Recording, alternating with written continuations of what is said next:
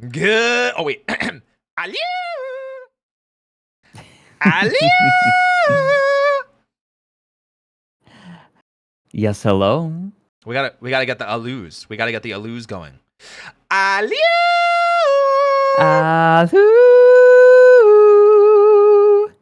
Perfection. Perfect. What do you mean femboy duo, huh? What's happening? Huh? We just started. Why are we the femboy duo already? Those are the words of a coward. Those are the words of a coward. We're twinks, thank you. Mm-hmm. Yeah. Yeah. Right, twinks? No, see, I recently saw the distinction made, because a femboy is someone who is actively trying to, like, take their masculine traits and replace them with feminine ones, whereas a twink is not afraid of their masculine traits, but instead allows their feminine traits to accentuate their masculinity. Oh, those were a lot of words. Too bad I'm not reading them. Damn, that's a lot of words. Yes! Twinkies do come in pairs. Whoa. Are you cream-filled? You want to find out? I'd rather do it myself. Anyway, welcome in, everybody. Welcome to the stream. My name's Roy. I'll be your bunny host for this evening. I specialize in voice acting, and I host a bunch of collaborative chaos, but more importantly, it's the return of Coffee Talks with my good tea-loving owl compatriot, or twink in action, if you will. It's Fred! It's good to be here. I am consistently told that I should get into voice acting at some point, but all right, write this down. Write it down. Write it down. Mods, ASMR RP with Fred. Got it. Thanks. Sorry, continue. You think I'm not already working on this? With me? Yeah. Well, I mean, not with you. That's what I'm saying. That's what we're trying to fix. Yeah, okay. Yeah, okay. Listen, I've already got one collab plan. I'm sure I can plan 1, 2, 3, 4 more. Anyway, you know. I think it would be really fun to stretch my legs that way. It's just something that I am always doing so many things. Right? And there's always so much more that I want to do. And I am very quickly learning how to carve the things out of my life that I just feel like are not as important. Oh, I relate to this so hard recently. I even made like a tweet about it where I was like, I need to let go the things that like I think I need to do and just do the things that I'm enjoying. And I made that call recently, and it's why I've been doing so much more like my RP voice acting stuff. For that reason. So it's like, oh my God, so topical. It's like we have the same brain cell. Wow. I know, right? Here, we'll pass it back and forth like a volleyball. We'll just, we got to hit it over the net to one another. Absolutely. It's got to be Top Gun style, though. We've got to be shirtless. We've got to be in really, really short shorts, and we've got to be really sweaty. Okay. Perfect. All right, artists, get on that. I'm actually very fortunate it depends on how you view fortunate, but I don't sweat very much. Never did. I was an athlete. I was an athlete, but I just never quite did. I mean, it can be both good and bad. You know, a little bit of sweat never hurt anybody. Right. But you know, if you're not much for the sweat gang, your life, you know, you don't have to be. You don't have to be into it. You know, I'm just saying. But no, you have voice acting, huh? Yeah, God, I've done a lot with my voice over time. I was a stage actor growing up. I went into competitive gaming casting afterwards. Wait, I was in choir. Yeah. Okay. How did this not come up? We talked about your fencing background and your tea background, but we never talked about casting or your theater background. What the heck? Yeah, I was in theater growing up, in middle, high school. Wow. Like constantly. I'm a little jealous. I wish I did it. Like looking back, I wish I did it. you have theater kid energy. I think everyone that you could have pulled it off. That. Everyone keeps saying that. Funny enough, I was actually a jock in high school. Really? I played volleyball and did parkour. So, that's cool. Yeah. So I was in way better shape than I am currently in, but I was like not 6-pack, but like 4-pack, and wore like sweatpants and like that kind of thing. Yes. So, but I am sad I didn't do drama. I am very sad. My style was always, jeans and t-shirt, but I fashioned myself a metalhead in high Oh, I school. see that. I see you definitely Yeah. being a metalhead. Absolutely. Yeah, you've heard my cover song, Oh, right? listen, I loved it. It was so much fun. I think it's also because It it was was just something I hadn't heard anyone do in the VTubing scene yet. And hearing Mhm. your energy and your passion go into that, I was like, whoa. Oh my god, listen. Oh, man, that's crazy. I want to That's do more. crazy. I'm toying around with song ideas right now, but I definitely Ooh. want to do more. Okay. Well, I Yeah, definitely want to hear more about what you've got planned. What do you got going on? What do you got cooking? oh my God. Okay, so a lot of this I can't quite talk about yet. Ah, okay, okay. I'm in a very frustrating position right now where there's so many things that I can't quite talk about yet, but I'm Sure. excited for. Sure. I've had like these are some of the things I've had to carve time out for. Mm. But I'm stretching my legs. It's been a long time since I've stretched my legs creatively. Okay, okay. Mhm. Well, I'm glad to hear that the creative stretching is going. Are you enjoying yourself? Do you feel fulfilled doing these things? Yeah, a lot more. Hey. I have been making YouTube videos for nearly 8 years, and I've built up a reputation for everything I do being like quality and refined, but I need to try new things. Oh, I get Oh that. God, I need to stretch my legs. I've Mm. been so afraid for a while of not doing something well, but it's stifling.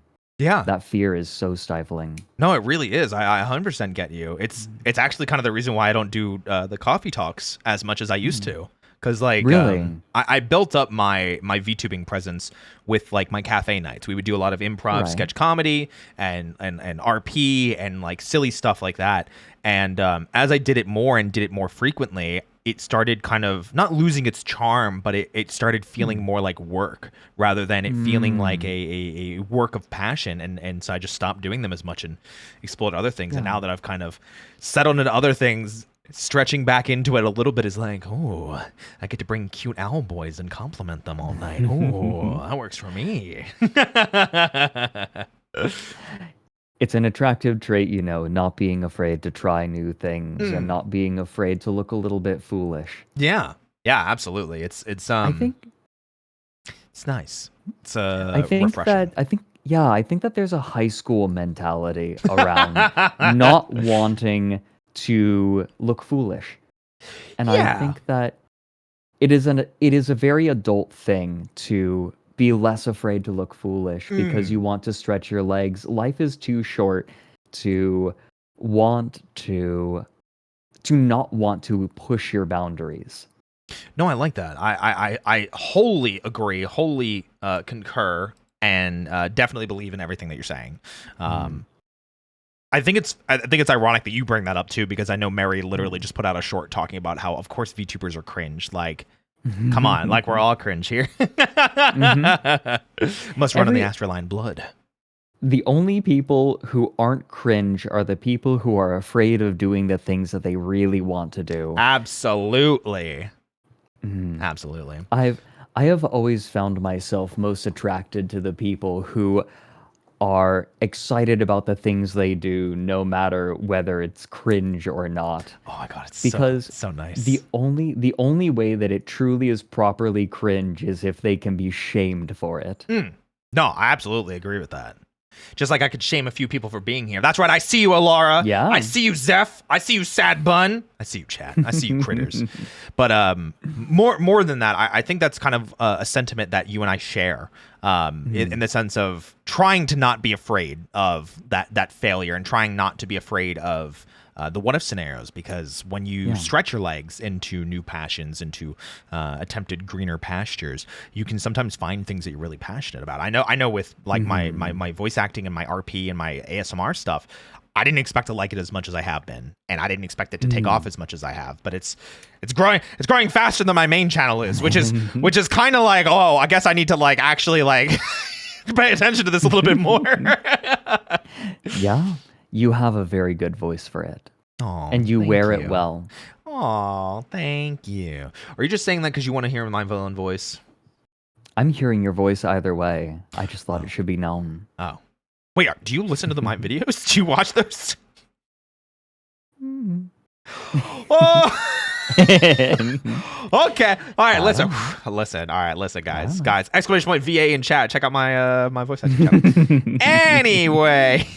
I think it's one thing for someone to have a nice voice. I think it's another thing for someone to know how to wield it. Ooh. I like that. I think that's a good point, because I think a lot of VTubers, especially, not just content creators, but let's narrow down into the VTuber aspect. There are definitely a lot of VTubers that have really nice voices, but maybe they don't necessarily know what to do with it. They're like, oh, I just have a really nice voice and I play games or I talk to chat, which is fine. But then it's like, I bet you could do. I bet if you put time and effort into it, you could voice act, you could sing, you could do role play, you could do whatever else. And not that they have to, but I'm sure they could. There's a certain self-awareness it requires to be a creator, and there's something else as well about being a creator that I think a lot of creators are scared to engage with. You have to have a little bit of pride, because you have to be able to say, hey, my voice is good in these ways, isn't it? In these particular ways. You have to be bold enough to say, yes, my voice is good, and there are people who want to hear it. All right, right? well, hold on a to second, go hold on a second. live Wait, every day. Whoa. To go live every day is an act of pride. You ain't gonna gas me up like that. Listen, I think my voice is okay. Okay, that's all I'm gonna say here on that topic. But you have to assume that there are people who want to hear it. That on its own is conceited, isn't it? You have to be a bit conceited as a creator. You know, it's ironic that you say it like this, because recently I was told that I'm not selfish enough. And I feel like it's kind of in that same ballpark of like, there are certain, not necessarily negative traits, but there are certain traits that as a content creator and a VTuber, you need to probably have a little bit of selfishness. You need to have some pride. You need to have some giga confidence. So it's been proven time and time again. Humility is important to keep yourself within your boundaries, but to act at all takes pride and a certain amount of conceit. I like that. But how do I get you to act prideful and conceited? How do I pull out the monster Fred within? I'm learning how to do that myself still. I've always played too carefully. Yeah, I literally lost a dating contest recently for that. I was the first eliminated on the show because the person. So I was on Poseidon's like mystery dating show. And Professor Lando was the person we were trying to date. And I was the first one eliminated, and he said I wasn't selfish enough. So I'm like, you have to be prideful enough to believe that someone will want you. I think that being a creator is a lot like being a bachelor. Ooh. Wait, I want to hear the full explanation. Go on. Okay, hear me out. When you're going out on a date, you have to believe that the other person might like you. You have to accept the fact that the other person might like you, and in fact that they are taking the time out, and if they stay for the date, that they enjoy your time with you, and you have to be ready and willing to accept that they like you, and that they like you for you. Gotcha. So I'm safe to assume that you like me for me because you came here tonight. We stay winning! Yes! Yeah. Correct.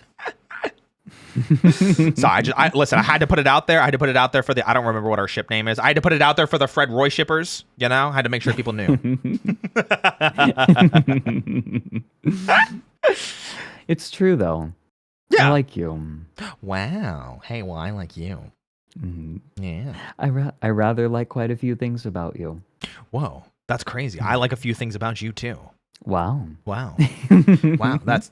You hear that, guys? You know, if you told me that 5 years ago, I would have curled up in a little ball and panicked. You know, Fred, I really like a lot of things about you. Really? Yeah. Really? Yeah. Do you want me to start listing them? I'll make you curl up in a ball. You know what? Give me a second. I'm going to plant both feet on the ground. Okay, he's planting. I'm trying to get better about this. He's planting, guys. He's planting. He's planting. He's planting. But no, I think that being a creator is similar to being a bachelor in that you have to accept the things about you that other people might like. I agree with that to some degree, and it's almost ironic because in the VTubing scene, we have a lot of people that, you know, like there's the popular like know you meme, like, hey, you're really cute, know you, and it's like I'm kind of like done with that know you meme. I'm like, I started just being like, oh, thank you. I really like this about you. Because, like, you can give a compliment back without rejecting the compliment that's given to you. Right. Like, Fred, you're really cute. And I like spending time with you because you have a lot of insight. We have a lot of things in common. We're both caffeine addicts. You know, it just happens, you know? Owls and bunnies. Who knew they could be best of friends? I know, right? Sometimes the owl digs into the burrow for other reasons.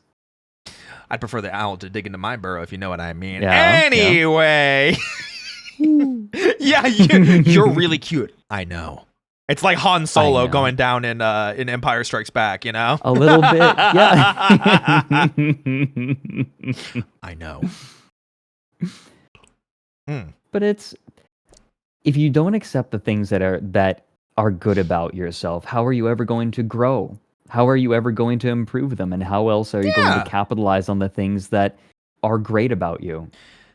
I like that. I genuinely do like that a lot. I think it's really smart to be able to acknowledge the things that you are excelling in or doing well in, because if you're constantly, and I have been victim of this, and Nick can probably tell you the conversations that he and I have had about me being like, oh, I'm not good enough at this and this and this and this and this and this and this, and it's just an ongoing thing, and he's like, yeah, but you did this, and it's like one thing I did really nice, and I'm like, oh, well, I guess I did do that well, you know, like a lot of people should focus more on that, and I think we not as just VTubers but as content creators, that is something that's important, and you speak mounds of truth and wisdom and owl sage wisdom. There we go. That's why you're an owl. It all makes sense now. There goes my first question. Why are you an owl besides being cute? Got it. Understood.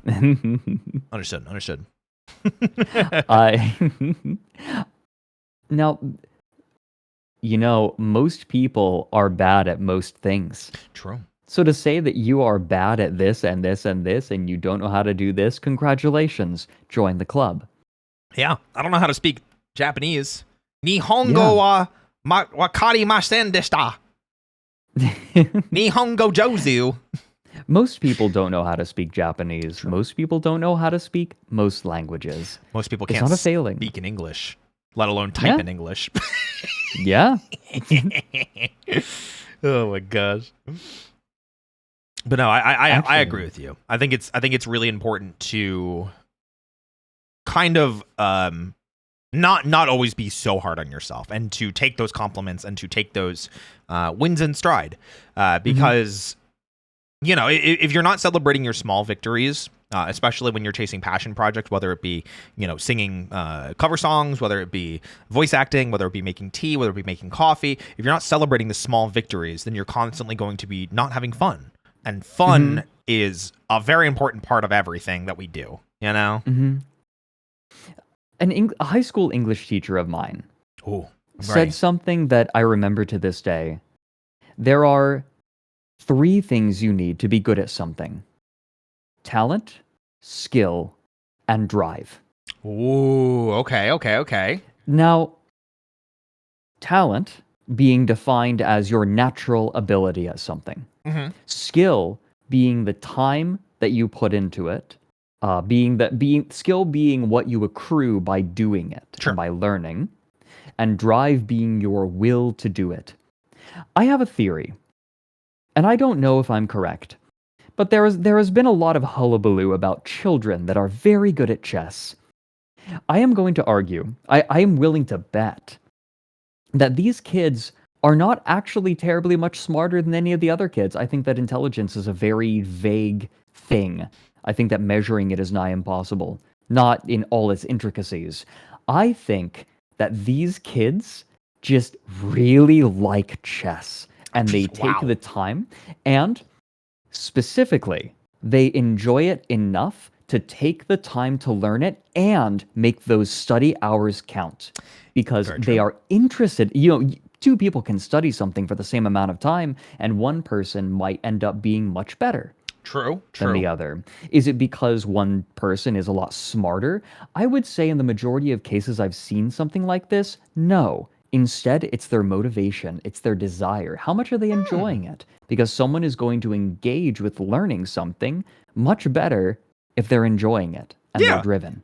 No, absolutely. I think that enjoyment and that drive is super important. Like we were saying like before. So the chess aspect is a lot of it's probably coming from their own enjoyment as to why they improve so rapidly. Yeah. Ironically, I suspect. Ironically, it's what I say about fighting games as well. So like we've had like a giant. So I am a fighting game head. For those of you that don't know, I've been. Oh, that's cool. It's a lot. I did not know this about you. What games have you played? A lot. I got into. So I am in the fighting game community. I am what is referred to as an 09er. Because I got into fighting games in the boom of fighting games around 2009 with Street Fighter 4, Tekken 6, King of Fighters 13, Ultimate Marvel vs. Capcom 3, Blaze Blue was really taken off then as well. And in that time era, obviously it was before COVID, it was before the PS4, the PS5. It was a lot more grassroots, it was a lot more concrete, but it was a new generation, new blood.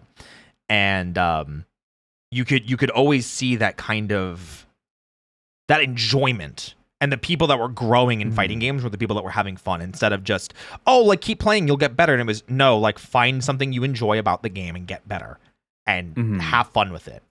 But now we get it again, and it's like we're getting like 2023ers, 2024ers with Street Fighter 6 and with Tekken 7 or Tekken 8, and especially Tekken 8 recently. Like for some reason it just blew up. Like so many VTubers have been playing it, and I am just screaming getting to play with people that are new to fighting games. And it's the number one thing I tell people: find a combo that looks cool, do it. Go have fun, enjoy yourself first. We can worry about the intricacies later, because I care more about you enjoying yourself and that one combo that you can do, rather than you learning how to Korean backdash, learning how to fuzzy guard, learning how to chicken wing something. Like it's I don't need you to do perfect electrics within the first 30 minutes. And if you can, I'm going to hate you, because I've been trying to do electrics forever. Do you like fighting games at all, Fred?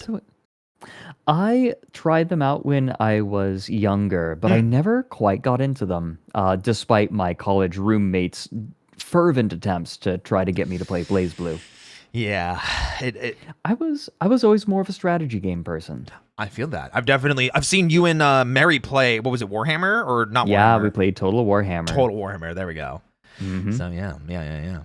See, even Ari loved fighting games growing up. However, I will say I do quite enjoy watching and learning about fighting games. I love watching fighting games. If you never need a deep dive on fighting games, I got you. I can teach you about Curly Mustache. I can teach you about Fuck the Knicks. I can teach you about 7 Golden Letters. I can teach you about Evil Moment number 37. I got you. I'm a walking encyclopedia when it comes to fighting game stuff. Be careful with that offer. I might tap into that. Wait, I have a better offer for you. Okay. Which I think I've offered before, but I want to make it a genuine offer. Chat, you can clip this, you can react to it, you can agree with me. So I am what I would say is a savant of this franchise. And I know way too much about this franchise. In fact, I'm actually teaching someone about it this week with a friend of mine. Are you familiar with a little series that started back in August of 1993 called Mighty Morphin Power Rangers? Yes, I am. I am acquainted with your undying love for Mighty Morphin Power Rangers. Listen, if you ever need a down the rabbit hole of Power Rangers, I am your guy. I have everything that you ever could possibly need to know about that franchise. Listen, don't say, "Oh, here we go." Listen, we have to convert more people to the love of Power Rangers, because it's just such a wonderful franchise about standing up to adversity, overcoming challenges, and growing into the hero that you want to be, not who you were supposed to be. It's okay, everyone. I can fight back with Dune knowledge. I actually like Dune, so that's the thing. Ah, okay. I actually saw Dune Part 2 on Tuesday. I need to see it, and I'm so excited. It's so excited. It's like a solid 9 out of 10. I will say there are a couple parts that drag on that I felt myself like passing out, because it's like a 3-hour movie, and I was just so comfy. But I saw the original and I really liked it. But if I hadn't seen the original, I think I would have been lost in Part 1 and Part 2. So see, I was handed the book in 6th grade by my mom. Yeah, I was handed the book in 6th grade by my mom, and that like transformed my life. I think that her handing me her copy of Dune might have set me on the course that I am on now. Wow, you think so? Like that deep rooted? Yes, because I enjoyed reading young adult novels at the time, and then I read Dune and I realized how much more it could be. And ever since then, right, I came to understand it more and more. I went and got my English degree, and my appreciation for literature I would not be able to make down the rabbit hole had I not gotten that degree. Well, there you go. Yeah, it definitely could be circled back to that. I don't think I can circle Power Rangers back to anything except for shouting really loudly about it on the internet with friends. Valid. That's valid, though. I feel like there's nothing wrong with a straight line. You know, it do be like that sometimes. It do in fact be like that. But no, it's Dune especially. It's been cool to see that coming back too, because a movie theater that's close to me, they occasionally will show air quotes older movies as kind of like, nice. Hey, like let's celebrate this movie that came out whenever ago, and they did a showing of the original Dune, and I had never seen it. So my first experience with original Dune was in theaters. So God, that movie sucked. I had fun with it, but I definitely am I understand its flaws and its shortcomings, but I did enjoy myself. There was some fun stuff in it. Okay. Bring me the floating designs. Fat man. God, though. Okay, Sting. There were a couple of moments that were really good. Sting, just the whole. It's just Sting. Just Sting. It's just Sting. Yeah. He was okay. To be fair, casting Fade Ralpha with Sting was perfect. Absolutely, right? It's so good. It was perfect. Although I think the new series has done a very good job of capturing some of the subtleties of the original work. Yeah, and there's changes that I wasn't aware of because I'd only seen the original, and I know a couple of things that are going to happen in like Dune 3. But like obviously I don't want to say them, but like Timothée Chalamet, he gets to act in this movie. And it was so much like the first one, like Paul Atreides, and you even see it in the original, he's very kind of like reserved. Because you know, he's Prince Paul Atreides, you know, and nothing's really happened yet, and then he gets thrown into this new world, and then Dune Part 2, we get to see him like be angry and like rising up to like the challenges that he's being faced with, and there's a lot of just good stuff. He's very Voyage of the Hero. Yeah. Right? He is literally the Mahdi. Yeah, the Mahdi. It's ironic because I remember seeing the first like Dune Part 1 with Timothée Chalamet, and I was very much like, I don't know, man. He like didn't get to like act at all. I was like, is he like really a good actor, or did they just put him because they thought he fit like visually? And then I saw Wonka, because he's Willy Wonka in that movie. Right. And I'm like, why didn't they let him act? He's so funny and so charismatic, and he can sing and dance. And I was like, he is such a great actor. And then I saw Dune Part 2, and I was like, Timothée Chalamet is crazy. Oh my God, he's cracked. Who did they get to play the unknown in the Wonka movie? The unknown? Yeah, the unknown. What is that? It's the unknown. Oh, he lives in the walls. He steals children. That did not come up. That did not come up. Because remember, it's a prequel. Oh, okay. Yeah, it's what leads him to build the chocolate factory. It actually felt way more true to like what's it called? Gene Wilder's performance. Like felt much more akin to that rather than Johnny Depp's performance. Okay. So, okay. And there are pieces of Johnny Depp's performance that I enjoyed. Like I will admit there's some silly, goofy stuff. You know, who can ever forget the most iconic going? Oh yeah. Yeah, it's just iconic. It felt like it was made for a generation of middle schoolers, and you know what? That's okay. Maybe that's okay. Oh my God, you're so right. I hate how right that is. Oh, I hate how right that is. But yeah, no, 100% true. Whereas Wonka felt like the proper modernization. And when I say modernization, I just mean with modern practical effects and special effects and things like that. Because it's not like, hey, here's a cell phone, here's video games. It's here's good special effects and good practical effects. But yeah, Timothée Chalamet, fantastic. Dune Part 2, fantastic, just very long. And there's going to be a Part 3. So there is. Yes. So okay, thank God, because I had no idea how they were going to pack the rest of the book into a second part. Yeah, the second part ends without going into too many spoilers. It ends where the first original Dune movie ends, essentially, with like a little bit more. Wait, it ends with the siege of Arrakeen. Yeah. Oh, so they're going into Dune Messiah. Kinda. At that point, because the book. Okay, so spoilers. Does the Padishah Emperor die? No.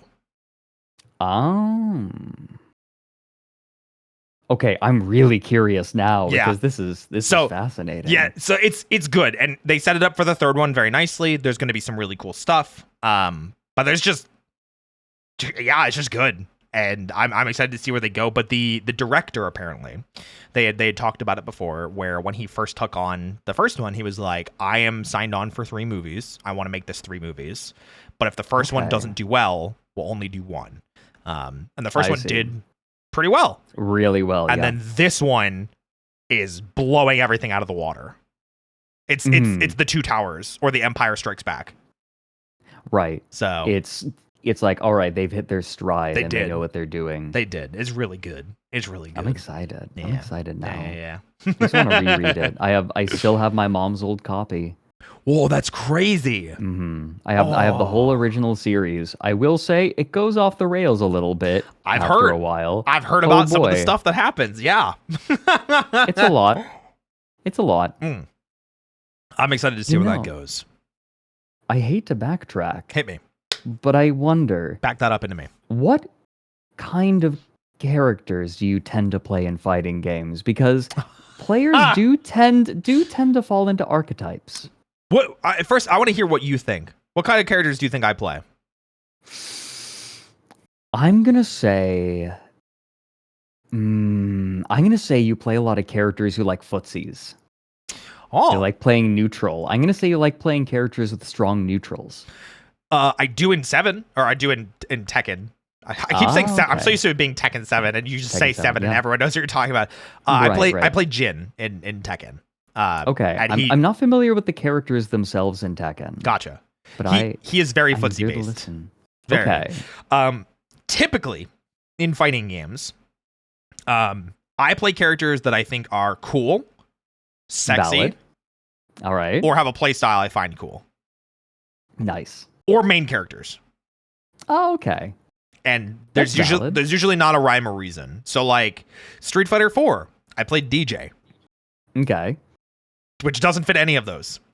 Okay. Street Fighter 5, I played like half the cast until Ed came out, and then I played Ed. Tekken, I've played Claudio, Leo, what's her name?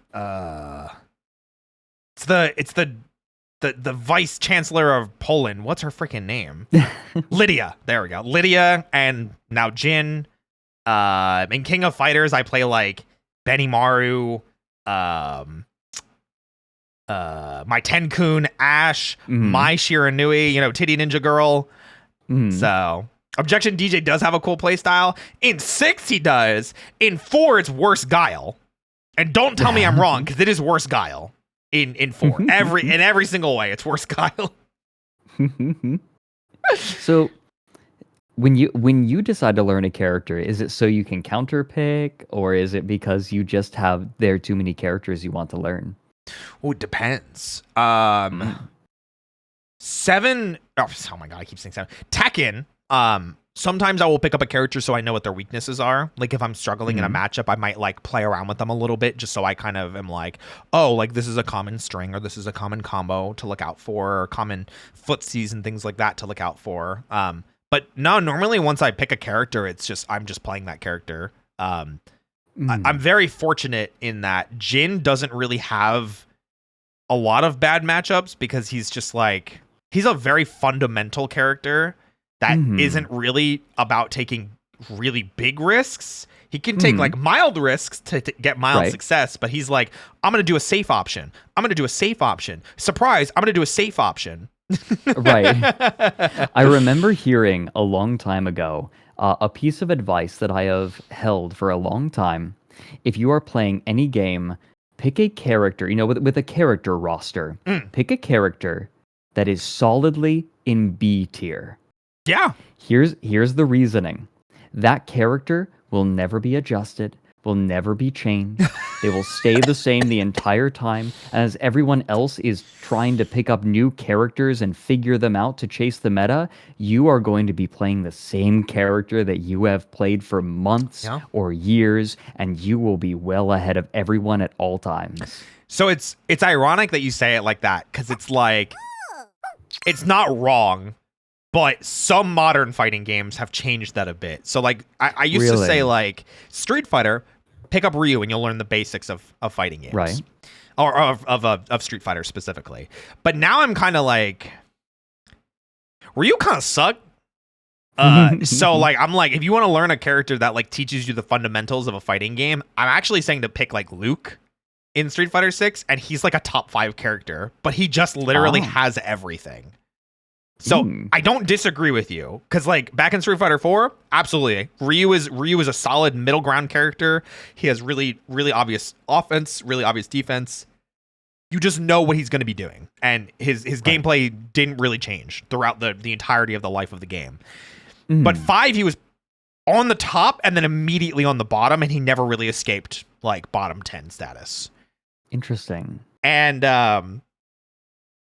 Street Fighter 6 just complicated because there's so many mechanics. So it's just, I'll always advocate to someone to play a character that uses the mechanics of the game well. That way, if you transition over into another character, you know how the game works and not just the character. Right. It's a nice center point. You don't have to go very far to get to any other character. Yeah, pivoting is easy. Pivoting, very easy, very easy. So, gotcha. Yeah.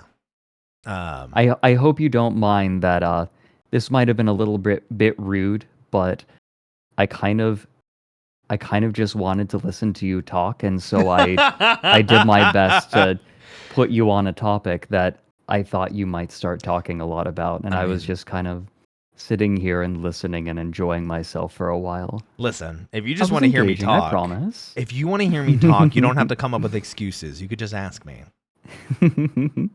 We'll make it a nice little charming date. I'll make you some tea, I'll make you some cakes, and I'll just tell you how pretty you are. Aww. And that's how you get to Fluster Fred, everybody. Take notes. This is Flustering Fred 101. You don't have to do it like this.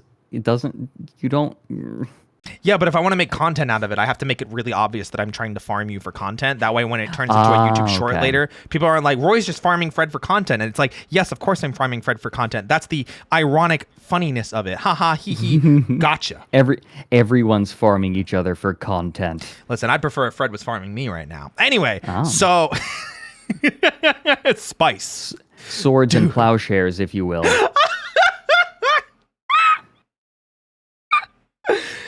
Oh my goodness gracious.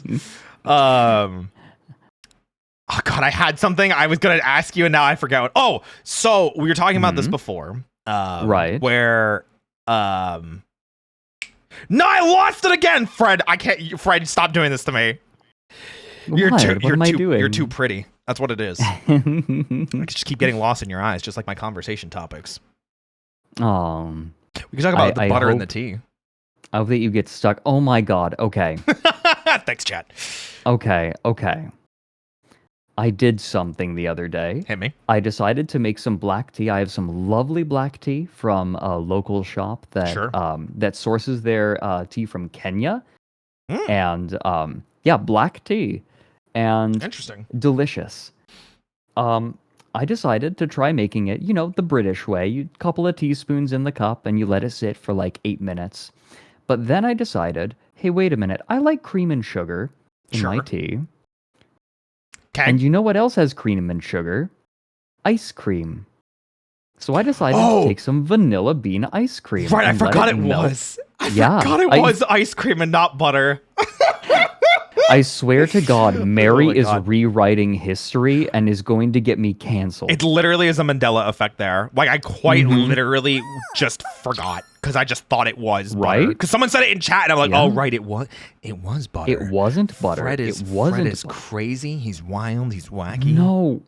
No, it makes perfect sense, though. It's cream and sugar and vanilla.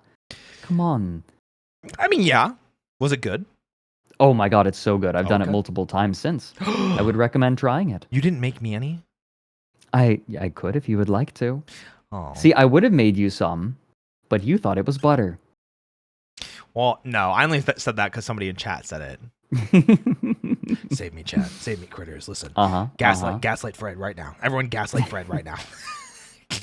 We need to gaslight him. This is why you stream dates. Yes, so we can check the tapes later and then make sure that everything that I say is factually correct because I've never once been wrong, nor have I ever lied to a guest in the history of the life. Never. Absolutely not. Never. Yeah. And then if I just want to change the topic, Fred, you're really pretty. You don't get to do you don't you dare. You can't do this. What do you mean? You can't just do this. Do what? That's not fair. What's not fair? I don't know what you're talking about. Changing the topic by flustering me is cheating. Is it though? A little bit. But it works so well. Yeah, but like... Okay, no, I'm not going to make that joke. Never mind. He's holding out on us now, critters. What are you... Hit me. I'm going to type it at you. All right, we're getting a little silly now. We're getting a little secretive. He's typing here. I'm ready. Just so I don't accidentally maybe bring it up on stream, I'm just gonna open it on my phone.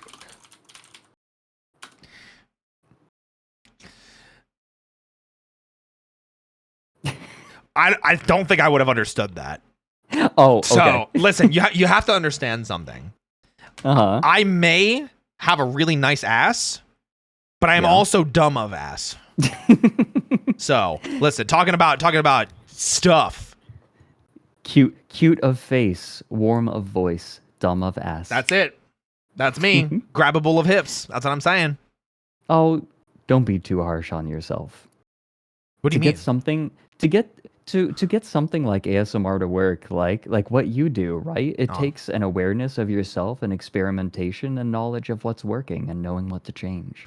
Well, yeah, but that doesn't have anything to do with being a dumbass. I mean, yeah, but by that metric, everyone's a dumbass. Exactly. Everybody has a little dumbass in them. That's what I'm saying. Everyone is a moron in their own unique ways. See, now you're getting me. Now you're getting me. Listen, I'll bust out the ASMR RP voices. Don't test me. Don't test me. Damn right, I have a nice booty. Thank you for putting that out. I appreciate that. I appreciate you. Yo, it's funny because Fred hasn't talked about how nice my ass is. He must hate my ass. That's crazy, man. Non-ass guy. I like you for your personality, though. Oh, come on! This is how you know. Oh my goodness! This is how you gracious. know. All I have is my ass. I wouldn't and say my personality, I guess. My personality.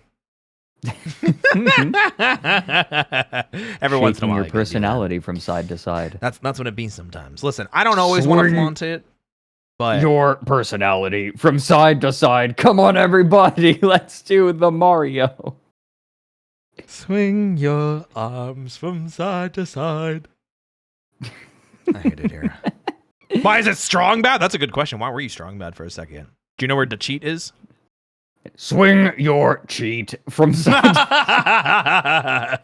Biako, thank you so much for the raid, though. Welcome in, everybody. My name's Roy. I'll be your bunny host for this evening. I specialize in voice acting, and I do a bunch of collaborative chaos. I'm here tonight with the owl man himself. I heard he's got fat nuts. It's Fred. Has anyone told you the story of how I got that nickname yet? All I know is that it's from Jabroni Mike. It's not from Jabroni Mike. Oh, maybe I misremembered. Not really. Not really. Then no, please. You know what, Fred? Can you explain to me why your nuts are so fat? Yes. Please. Okay. So I make down the rabbit hole. Sure. I make a series. Yeah, right? yeah, rabbits. Yeah, sure. Yep. Yeah. One of my videos. Yeah, I go hunting rabbits. Mm-hmm, I'm right here. One of the videos I made was about a failed cat cafe. Okay. Called the Per Cat Cafe, Boston's first cat cafe. This ended up being a complete boondoggle, and the person who was in charge of it would consistently get drunk and yell at people on Facebook using the company account. Well, that sounds kind of hilarious, though. Was it like funny for content? Oh, it's very funny. Okay. It's very funny. It gets a little depressing toward the end, as alcoholism tends to be. But one way or another, the business failed. Sure. This woman discovered my video and the associated Q&A and was not pleased. And she went on a few rants on Facebook. No shot. She decided to let me know during her presumably drunken ramblings about how she was going to send her cats to rip off my genitalia. That doesn't sound fun. No. Well, I mean, the messages were fun. Oh, that, Were it to happen, it wouldn't be fun. Yeah, of course. Now, she said a lot of things. But one of the things she said was that my balls are so small that they could feed a family of 5 ants for 1 trillion years. All right. I don't think they thought about that too much. Right, yeah. You're starting... Already you can see the issue. Hold on. Yeah. 1 plus 2. Carry the 5. Yeah, she's stupid. Yeah. No, she's not all there. She had more money than sense. Emphasis on the past tense there. I like that. That's good. And then one of my patrons decided to do the math. One of the people on Patreon. Sure. And they, substituting human ball meat for the caloric density of pork, they were able to deduce that in order to cart my balls around, you would need 7 oil tankers. No shot, dude. Someone calculated how fat your nuts had to be to feed ants for 3 trillion years? For 5 ants for 1 trillion years. Oh my I would God. need 7 oil tankers to cart them around. Damn, that's some fat nuts you got there. Mm-hmm. And ever since then, I have been known as Fat Nuts Fred. That's a W. Honestly, you have to wear that with knowledge and with pride and with a shirt that says "My nuts are so fat." I need how many oil tankers? 20, what was it? 7. 27. I need 7. I need 7. Just 7 oil tankers. 7 oil tankers. Yep. So you need a T-shirt that says "My nuts are so fat. I need 7 oil tankers to carry them around." Mm-hmm. Yeah, that needs to be a shirt. In a similar vein to the I have a turkey in the oven and then I provided the stuffing. Have you seen that? I hate those, but they're so funny at the same time. They actually exist. I can't believe they actually exist. Yeah. I remember seeing an edit where someone translated the shirts to not be metaphorical anymore because this is what you're wearing a shirt that your shirt is saying this out in public. So the woman says, "My husband came in me." And then the husband's shirt says, "I'm the cum man." Okay, I love that, though. That is so funny. Powerful. Absolutely. Oh, yeah. Roll up to the party with just one of those shirts on. I see the blind archer saying, "I come in peace," and then the other shirt is, "I'm peace." I'm peace. I like that. I do like that one. That's a good one. That's a good one. I feel like that's a tier of marriage where you start wearing those shirts together. Wait, you know what I need? You know? A shirt that says I'm fucking stupid, and then another shirt that says I'm stupid. Because without the other person, it just looks really funny. Yeah. Just, I'm fucking stupid. Yeah, all right, man. All right, whatever you say. Then Okay. somebody walks by and I'm stupid. You're like, wait, hold on a minute there. What if that X-Files music starts playing? The truth is out there, okay? Listen, we're going to find who fucking is, and we're going to find who stupid is, and we're going to put them together. What do you got? Bibbidi bobbidi boo. Maybe the truth is in here. Fred, you can't say it like that. I will go diving for those fat nuts all day. That's all I'm saying. I'll rip those pants off with my teeth, goddammit. Mike and I figured out that, like, the balls are massive, but the dick is normal sized. Oh, absolutely. Yeah, it makes total sense. Right, like, average size. So it's... Yeah, listen, it do be like that. People don't expect it to be, but, you know, there's a scaling to it. Right, yeah. This is just the nuts. Yeah, absolutely. Oh, you're like a tanuki. Yeah, exactly. Wait, so is it good luck if I rub your balls? Yes. Okay, perfect. Let me just hold on. Okay. Yep, get in there. All right. They're so massive I can't feel anything, so don't worry about it. Listen, don't worry about it. I'll just keep going until you feel something in those massive balls of yours. Thank you. All right. Thank you for giving me there for a while, man. Okay, listen, you know what? Thank you for giving me this opportunity to massage your massive balls. I hope this gives me 7 years of good luck. Thank you. Like this isn't even sexual for me at this point. No, I'm just getting good luck. Yeah. Exactly. I'm getting even more good luck. Yeah. Here, you can give me a foot massage later or something. Get the lucky rabbit's foot. There. We'll call it even. There, deal.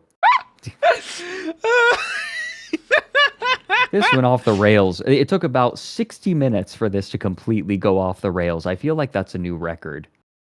That's slow. Yeah? That's slow. It is. Yeah, it took a while. Yeah. Right in front of my coffee. Listen, just be glad I didn't ask Fred to all night long. Oh, you know what I mean? God. See, that was normal right up until the very end there. That's what I'm saying. Listen, they never expect a... I didn't hit anything. No, you didn't. You missed it. Let me redo. Just be glad I didn't ask him to... You know? Yeah. Yeah. That's impressive. I thought only the ancient Greeks did that. Listen, I've heard that the Greeks are actually pretty fruity. You know? Yeah. Yeah. I love... Okay, can I share one of my biggest pet peeves on social media? Hit me with one of your biggest pet peeves on social media, Fred. I get so annoyed when people say simultaneously that we need to go back to what art was during the Roman period, and then also say that the reason the Roman Empire collapsed was because they were a bit fruity, and not because their empire expanded out too far and they were attacked simultaneously on every border. Yeah. Yeah. Listen, we can go back to Greece, but like I expect us to start getting a lot more sculptures of like muscular dudes with their junk out. Yeah. Yeah. That's all I'm saying. And I want gods that look the same. Listen, I'm all down for like thirsting over the Greek gods again. Oh wait, we have Mythos. Scrap that. Don't clip that. Don't send that to any of the Mythos girls. I love them. People always want to blame the LGBT. We're just too powerful. They need someone to blame. Yeah. You know, we're just too strong. Absolutely. What is it? Don't worry, you can blame us. It's happened constantly before. Yeah, it will happen again. Yeah. I love it. Okay. So hit me. I have a confession to make. Ooh, is it spicy? It is spicy. Okay, I'm ready for the spicy confession. I think it'll be spicy for you. I think it'll be spicy for you with your time in fighting games. Okay. I'm preparing myself accordingly. In games, in strategy games, in any game where you have like some sort of character or faction selection, I am a hipster. I always choose the ones that nobody wants to play. Oh, okay. All right, so I am kind of the same sometimes.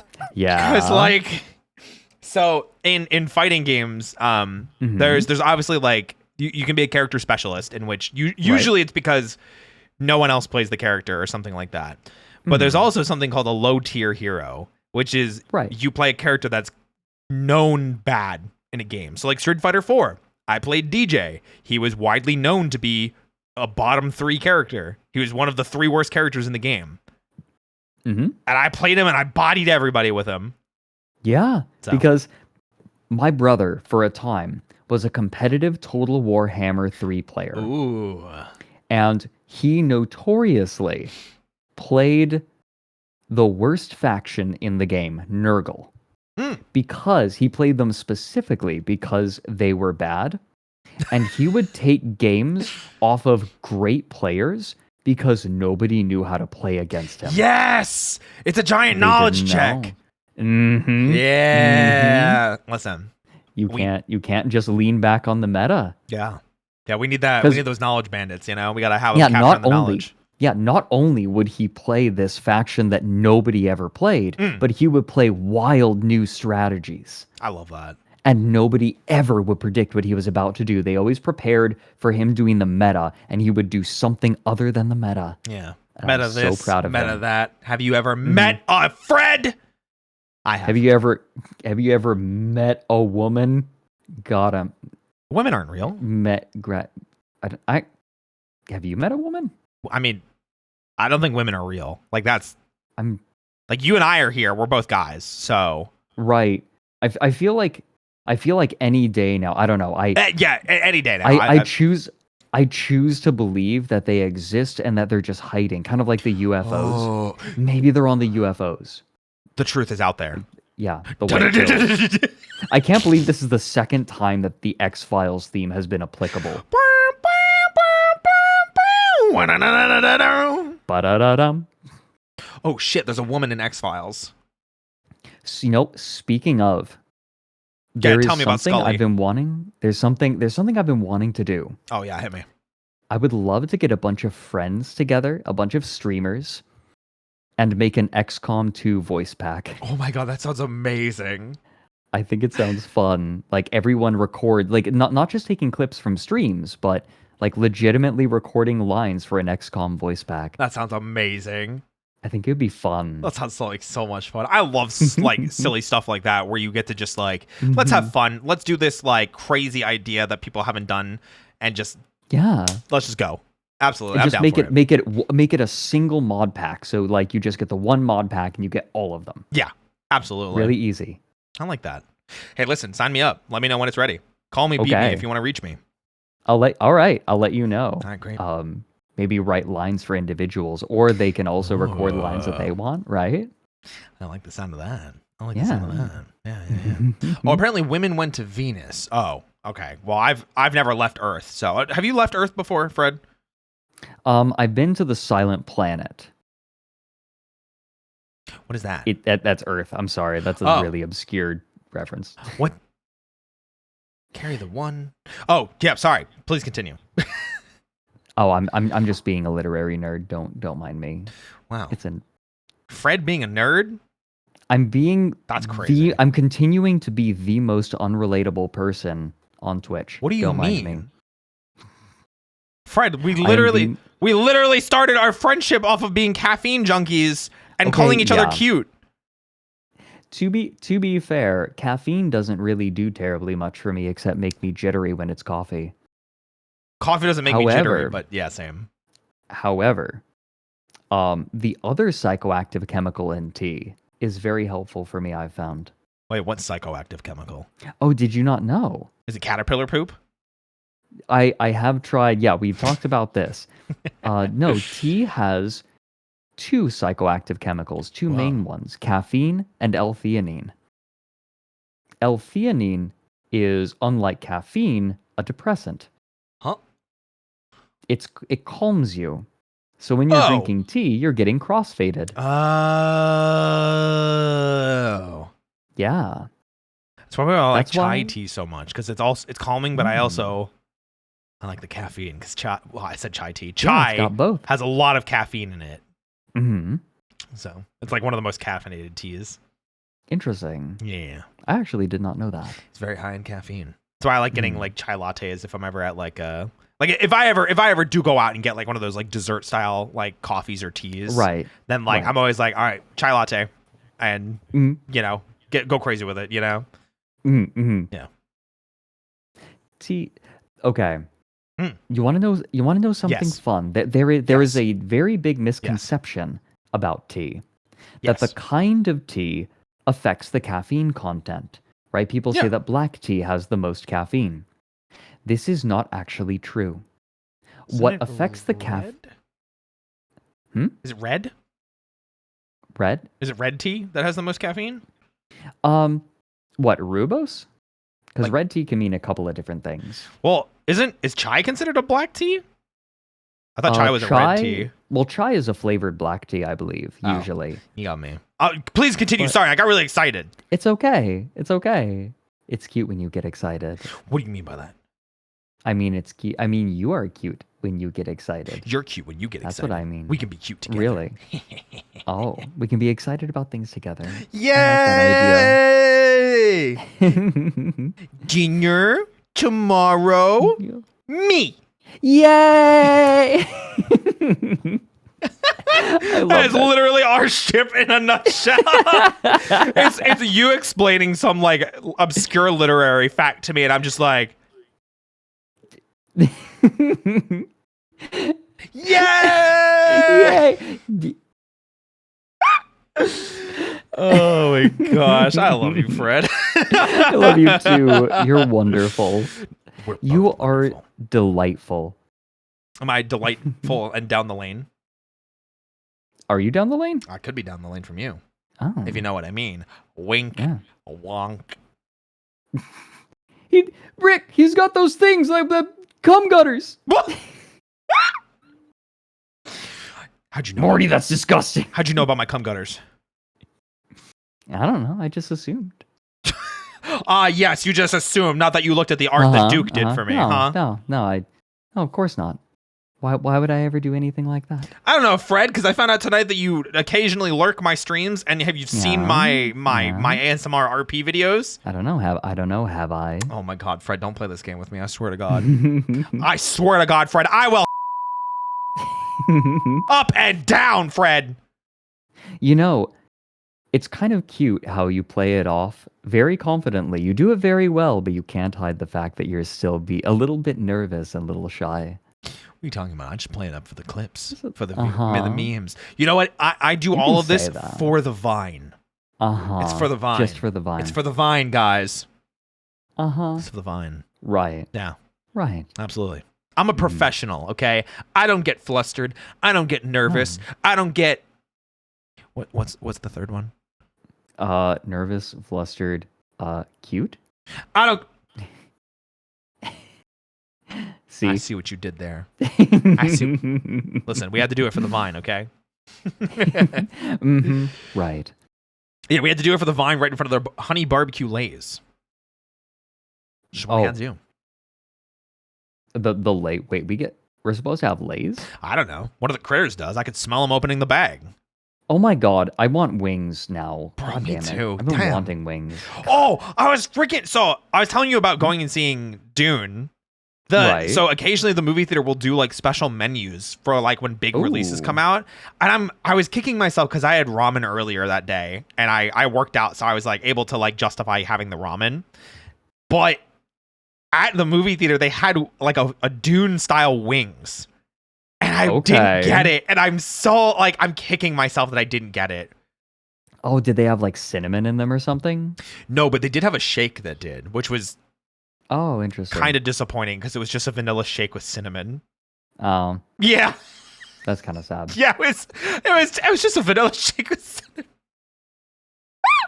Damn.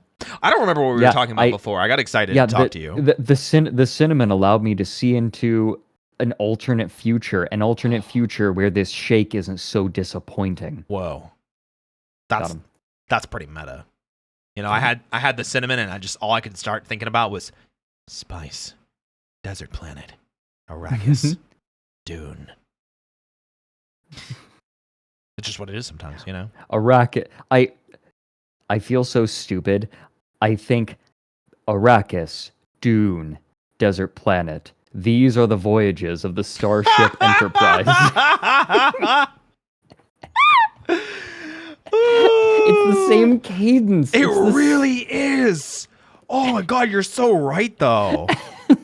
It's so funny though. Oh my freaking god. Sci-fi loves that cadence. Oh, absolutely. It reminds me also because like we got like a second dose of it when we got Stargate going for a while too. Because they definitely had some like they had some narration. They had some exposition, you know? Mm-hmm. I love it. Oh yeah. You play it up. That's how you make sci-fi feel epic. Yeah. Absolutely. I don't remember what we changed topics from now though. I do remember. I was explaining that the kind of tea doesn't determine the caffeine content. Right. Tea. Yeah. Yeah, now certain kinds of tea do sometimes tend to have more or less, but what controls the caffeine content is the cultivar. Go on. The caffeine is inherent to the plant. So when tea is made, the kind of tea determines the so the name of the tea, right? Black, green, oolong, all of this. Yeah. That describes the processing that the plant goes through. Oh. However, there are specific cultivars, specific strains of the tea plant that are used typically for those particular kinds of tea. Okay. So, for example, a green tea plant in Japan that is used to make sencha is going to be very different from a plant that is used to make Indian black tea. Yes. Yeah, absolutely. Yeah, and they will have different caffeine contents. Makes sense to me. Mm-hmm. Mm-hmm. Wow. And actually, speaking of the chemical content, there is a particular process that is done in Japan that helps to concentrate the L-theanine, that second psychoactive component, into the young leaves at the top, which is what is used for tea. So, you said this is in Japan, right? Yeah, this is specifically Japan. Japanese tea is particularly high in L-theanine. So Japanese tea depresses you more. Sure. We'll go with that. You know what? Not even gonna correct you. I mean, I understand. It is a depressant. It doesn't depress you. I understand. It is calming. Yes. Well, tea is lovely for work because the caffeine gets you. No, it helps to. It stimulates you. It helps you focus. But then the L-theanine calms you down, and so you get this really nice, comfortable focus. It's really nice crossfade. Mm-hmm. Yeah. So what you're telling us is that you really like to get crossfaded. Yeah. You heard it here first. Fred is wild and likes to have wild times. Gets crossfaded every single day. Every day. Every single day. Damn. It's great. Mm-hmm. Damn. That's sexy. That's so crazy. I am never not drug-addled. I need to get some more tea. I bought like multiple packs of like there was like at one point there was like an Amazon cluster, and it was a really easy just like I just want a wide variety of tea. It was like green, oolong, barley, chai, Earl Grey. Like it was like just a bunch of like pretty basic flavors, but it was a cluster pack of them, so I didn't have to buy them individually. And all I have left is breakfast, like morning whatever the breakfast tea is. English breakfast. English breakfast, thank you. And I am so sick of it. I'm so like the smell of it makes me like I need new tea. I need to get crossfaded with Fred every single day. I can absolutely make some suggestions. Okay. Roy. Fred. I have a suggestion. I'm listening. I'm all ears. Literally. If you're enjoying yourself, sure, and you'd like to do this again sometime, what if we both ordered the same kind of tea and both made it for the stream? That sounds like so much fun, and I could bake us something too. Ooh. Yeah. I like that idea. Because funny enough, I just started, or I shouldn't say started, I revived a series that I did from before I was a VTuber called Baking Bites, where I bake various baked goods from video games, anime, cartoons, things like that. And I like that. Yeah. So I just started doing that again. So we could do that, and we could have tea during that. Yeah. Oh, that sounds perfect. Wow, look at that, guys. First date's not even over, and Fred's already like, all right, Roy, I'm taking you back to my place so we can. That's crazy. What was behind the beep was, make matcha. You can't say it like that. It's make. Wait, that sounded worse. Yeah, that did. I'm about to make. Yeah. I provided the. I don't have a beep. God damn it. He provided the. Listen, what else are you going to store in those fat nuts? That's a good point. True. Right? Like just have different drinks on tap. Yeah, absolutely. Everyone knows that is stored in the balls. Yeah. Yeah. The left nut is it works kind of like a soda fountain where like the water's in one side and the syrup is in the other. Did you describe as a syrup? Well, who said that that's what it was? Well, I'm asking you if you would describe as a syrup. More like a gel. More like a gel. Okay. Goo, maybe. Yeah. Goo. Shoot your goo, my guy. Oh my God. For the first episode of a podcast that Mike and I did together, we covered a book, a mixology book. Oh! Where all but one of the recipes included semen. I think you told me about this because I think we started talking about Mike before, and you talked about this before. I remember this now. Mm-hmm. Oh my God, that is crazy. Was the non-goo related drink good? It looked fine. It was just a pomegranate mixed drink. Oh, looked pretty good. Looked pretty tasty. That's kind of disappointing. Just pomegranate, just a pomegranate mixed drink. Well, there's more to it. I'd have to go and look it up. I would prefer not to look at it because there are some vivid and lovingly shot photographs of some of these drinks. Yeah, I don't think I would want to look that up either. Like maybe as like a sub goal or something like that, but like it's upsetting. Yeah, it doesn't sound too good. It's a little upsetting. It is so funny. I don't think that there is a single person I have told this to who is like, oh, well, this sounds interesting. No, everyone just like immediately has this abject reaction. Always, every time. Yeah, it's because it's like even thinking about it like logistically, how are you going to save something like that? Like how much work do you have to do to make this thing taste good? And the effort that would go into it is just like, I don't want to do that. Like it was so much effort to do it to get the first part done. Like, come on. Yeah, right? Man. The dude's not fooling anyone. I think my favorite part of this whole saga was I discovered a YouTube video of Mr. Foti making one of his drinks. He made a macho mojito, he called it. And someone in the comments just absolutely ripped him to shreds, being like, this is a terrible mojito. You're supposed to muddle the mint, not mash it into the bottom of the glass. Oh my gosh. Like, just like ripping apart his mixology, right? Just like, this is a terrible, like the very basics of this aren't here. Like, you don't know what you're doing. And then there's this whole paragraph just tearing him apart. Foti sees this comment and sees fit to reply with 5 words. Thanks for hurting my feelings. Yeah, I mean, listen, when someone sees something wrong on the internet and they know what the correctness is to it, it's like a disease or like, you know, like something stuck inside you. You just have to get out. You know? I've used this to my advantage. I have purposefully given a wrong answer so that I could convince someone to give me the right answer faster. Hey, let's farm that right now. It's actually chai tea. It's not just chai. Yeah. Spider-Man lied to you guys. It's chai tea. Yeah. Wait for it. It'll come. It'll come eventually. We'll get it. Someone is gonna like bust your door down and be like, fuck you. Honestly, probably. Or that'll get turned into a clip and we'll get it in the comment section of like, actually, That's what I'm waiting for. Mm-hmm. Yeah. Chai is a flamingo. Wait, I know that Chai. Yeah. The Mingo. Yeah. Mingo. I know that Chai. Mingo I know moment. them through Papa Mutt. Aw. Chai is so sweet.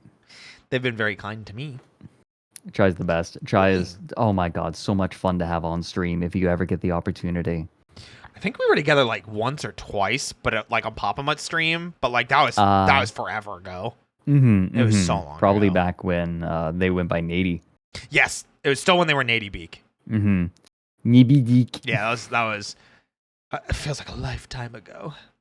I know, right? Oh my god, I've been streaming for a little over 2 years now.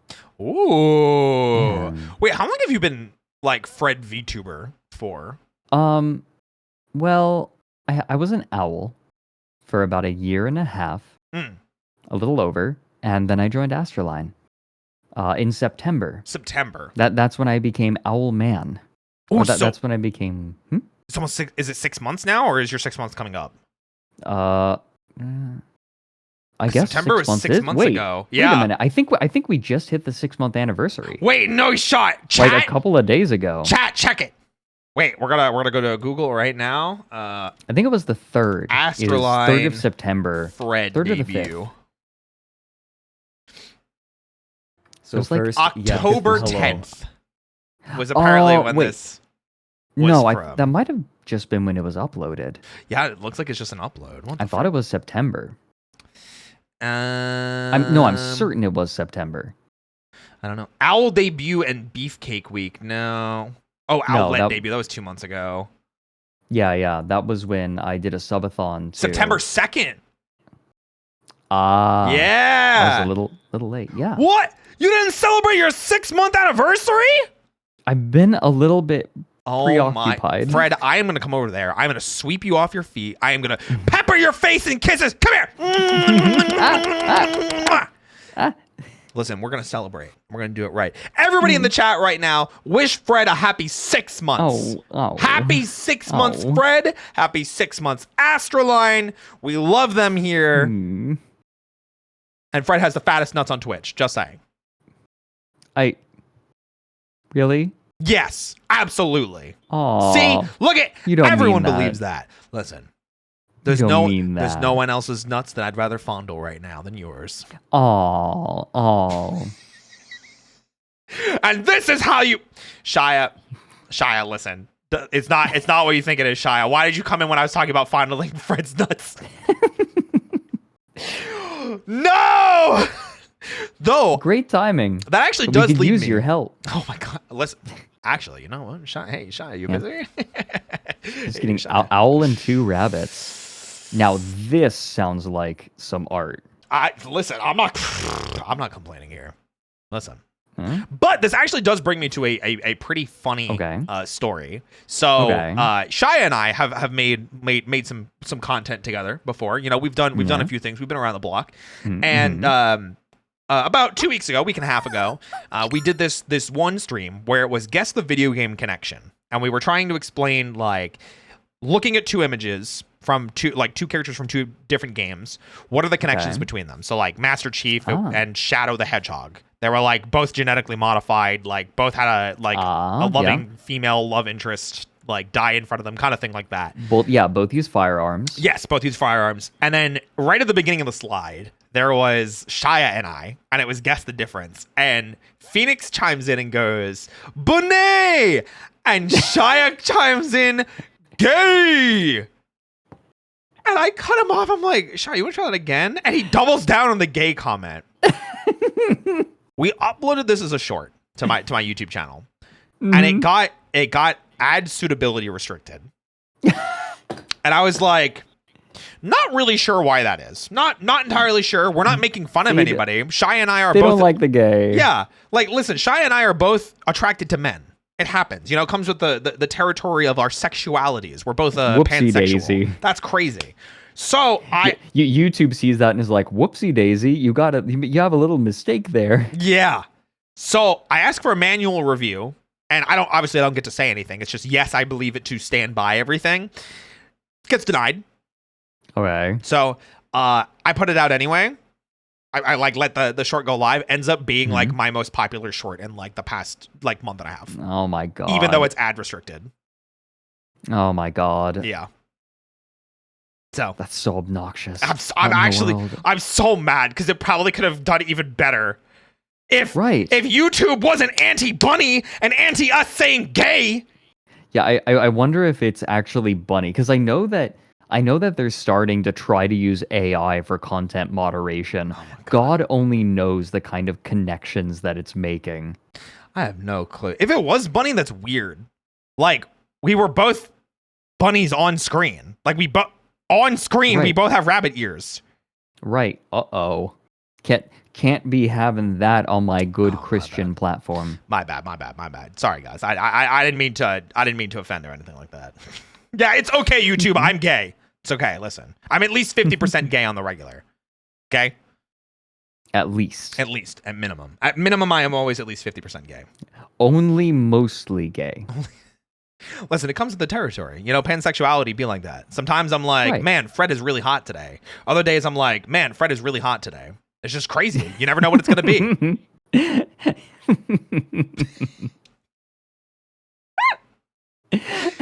Yeah, only on days that end in Y. Exactly. See, my community gets me.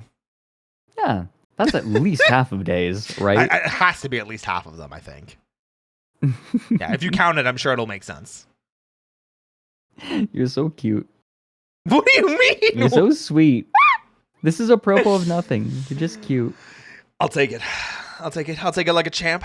I'm pretty good at that. I like the way you talk. I like the way you talk. Preposterous. What do you mean? What does that mean? Give me the definition of preposterous. Can you use it as a sentence? Can you spell it? Oh God.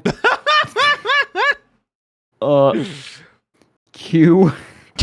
Nailed it. Just Q. Okay. Power move. Go to a spelling bee and spell every word completely correctly except you add an erroneous letter at the beginning.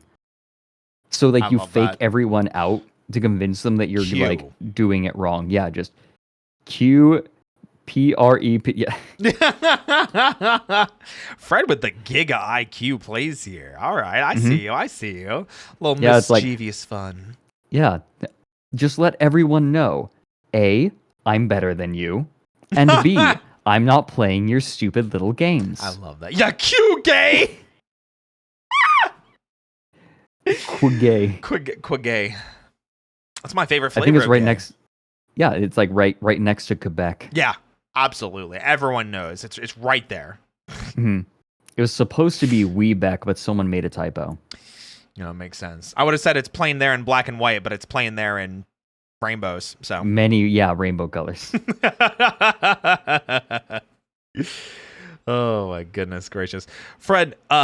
What do you got going on recently? You got anything like big that maybe you can kind of like tease or share? Because you have mentioned a little bit tonight that you do have some projects that you've had going on in the background. And you know, me as being a curious bun that I am, you know, this is me poking and prodding you and like rubbing up against you. That I'm like, hey, Fred, let me get a little handsy with you. What do you got? What do you got going on? What do you got going on? What do you got going on? What do you got going on? Well, what do you got going on? The stuff that I can talk about completely is my main project, the new Down the Rabbit Hole video. Ooh. I'm doing a bunch of interviews. I've scheduled a few more about the Battle of the Baths. Okay. And it is coming together really well. Nice. It is very fun. Like I'm learning a lot of really cool things about it, and it's going to we're going to give this video game battle like the History Channel battle treatment. I love that. I freaking love that. Yeah, we're gonna describe it, and I'm recording these interviews so I can use them in the video itself. So nice. People who were there. I like that. It's been so much fun. I like and beyond that, though, there's some stuff that I can't quite talk about yet, but I can say I'm getting ready to record right now. Ready to record some voice acting. Ooh, haven't gotten to for with me. Yeah. A little bit. Yeah, absolutely. Yeah, well, with you and And something else. I've gotten the chance to flex my writing muscles a little bit as well. Ooh, And that's get to exciting. see some new original writing. Oh, I'm sure Mary's very happy that you are writing things. Yeah. I help him out sometimes. He's like, Master Fredrik of the House of Knudsen. Could you look at this script for me? It's like he's here in the room with me. I know, right? Oh my god, he's so funny. Mary.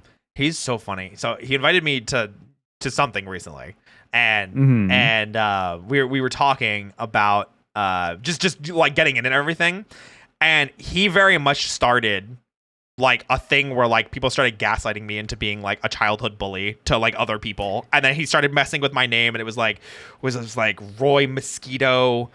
He gave me a couple punch emojis. Mary's crazy. He's wild. He's got to be put on a leash. Mary is chaotic. Mary is chaotic good. Yeah, I would say so. It's never been not fun. I will say that much. Yeah. And I feel like he's never like gotten close to where I've been like, Mary, that wasn't really funny. It's always been like, Mary, I'm going to kill you because I'm pissing myself laughing. Right. I'd say that's a good way of describing him. But there's one other thing. Oh, hit me. I'm ready. I'm getting my hurdy-gurdy tuned up again. I just replaced the cotton on the chanters. I'm tuning up the tangents. Okay. I'm very excited to hear what you have in store. I can't wait to hear everything. Oh yeah, I'm excited. Yeah. I'm really excited. That's gonna be great. Somebody else brings up a pretty valid point. Desulto. What's the alignments of the other astraline members? If Mary is chaotic good. Ooh, okay. Alfie is lawful neutral. I agree. I would say. Lumi is chaotic neutral. I'd probably agree. I don't know Lumi too. I think Lumi's the only one I don't really know, but I would agree based on what I've seen. Yeah, Lumi is very chaotic. She's just out here wilding. I've only met her once, and I'm sure she doesn't remember. Just like I'm sure Mary doesn't remember meeting me either. She's so sweet. Oh my god, Lumi is so sweet. Yeah, absolutely. And then Nick, I would say he's neutral good. Okay. I could kind of see that. So then you're neutral evil. Got it. I don't know what I am.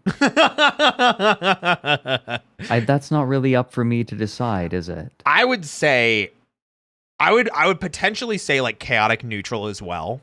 Because like you're not evil, but you are very chaotic. But you keep such a you keep so much level head about it. Maybe I would say neutral evil or like chaotic evil, because like there's some like hidden stuff that people don't realize until they start talking to you.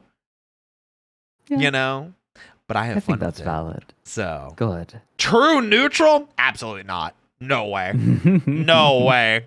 Fred out here causing some chaos. But we like chaos here, so. Listen. I just want to make things interesting. See? That is chaotic evil or neutral evil. You know what I mean? He's just a little guy. You can't little guy your way out of this one. You can't little guy your way out of this one. You caused Dune to be reality. Yeah. Oh my god, not the spice. Oh dear. I memorized the litany against fear. Oh my gosh. When I was in like high school. Fear is the mind killer. I must not fear. Fear is the mind killer. Fear is the little death that brings total obliteration. Oh my gosh. I will face my fear. I will permit it to pass over me and through me. And when the fear has gone past, I will turn the inner eye to see its path. Where the fear has gone, there will be nothing. Only I will remain. Ooh, that was good. Clap. That's good. I like that. I used to have to memorize scripts a lot in middle and high school. You did mention that. Yeah. Meanwhile, I'm out here like staring at my scripts, and I'm like, "Oh, you dog! What is it? Dog? Dog. There hasn't been much need to memorize things, though I think that memorizing particularly beautiful passages of writing that you like can be of good practice. It's been a while since I've memorized any, but I also memorized the opening of the Call of Cthulhu just because I enjoyed it so much. Ooh, nice. Mm. That's a good one. May That I? is a good one. Yeah, please do regale us with your information All and your right, vast here, knowledge. here. The most merciful thing in the world, I think, is the inability of the human mind to correlate all its contents. We live on a placid island of ignorance surrounded by black seas of infinity, and it was not meant that we should voyage far.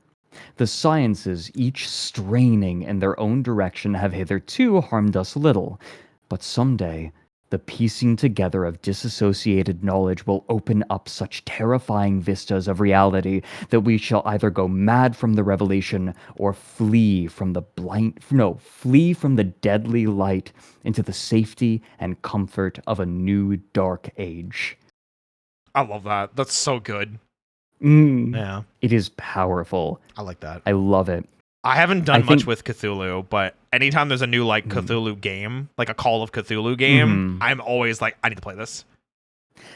Lovecraft was particularly poignant when his writing was being released because this is like the early 1900s, the Yeah. Industrial Revolution, Mm. right? Like on the tail end of it, um, and the the eternal optimism of modernity was starting to give way and show Mm. cracks. And the Yeah. madness, the madness of it is starting, and the impracticality of it and the consequences of it were starting to be shown. The modernity stated that progress was always a good thing and that we were leading ourselves into a golden age. And Right. then World War One happened, Yes. and Yeah. suddenly that dream was shattered.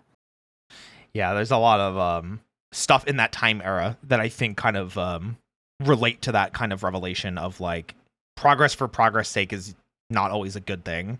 Mm-hmm. So And now we're at a moment where I think a lot of people are less excited about AI and more terrified of it. I mean, I think that's valid. Mm-hmm. I think it's very valid, to be fair. Mm-hmm. Especially as we move forward into a lot more uncertainty, because like we're getting like automatic cars. Our phones are doing what computers couldn't do 50 years ago. Right. Like it's wild to think about like all of the progress that we've made, but it's also Mm-hmm. terrifying because we're capable of doing so much, and because we're capable of doing so much, we're capable of doing so much harm. Yeah.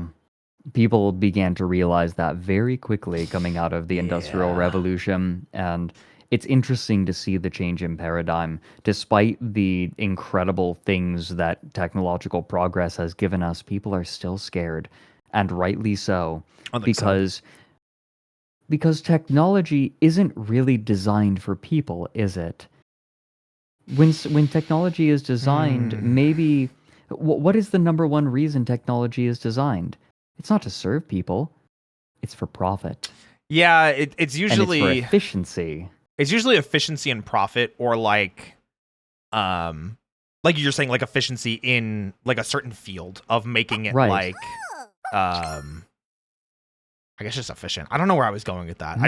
I got stuck on the word. Efficiency does not always serve people. Mm. Yeah, absolutely. Sometimes modernizing something, or Mhm. what's the phrase that I'm trying to think of? Optimizing. There we go. Sometimes optimizing something can be dangerous because there's like beauty in the process that it takes sometimes. Right. Well, optimized in what way? Right? Yeah. If something is to be optimized, then that means that there is a priority. Mm-hmm. So what is the priority when you are optimizing something? Um, would would a Japanese tea ceremony be any more beautiful if it were done faster? No, it'd be less beautiful because you'd feel Right. rushed and it would ruin the Right. feeling of it. What is the goal of a Japanese tea ceremony? You have to ask that.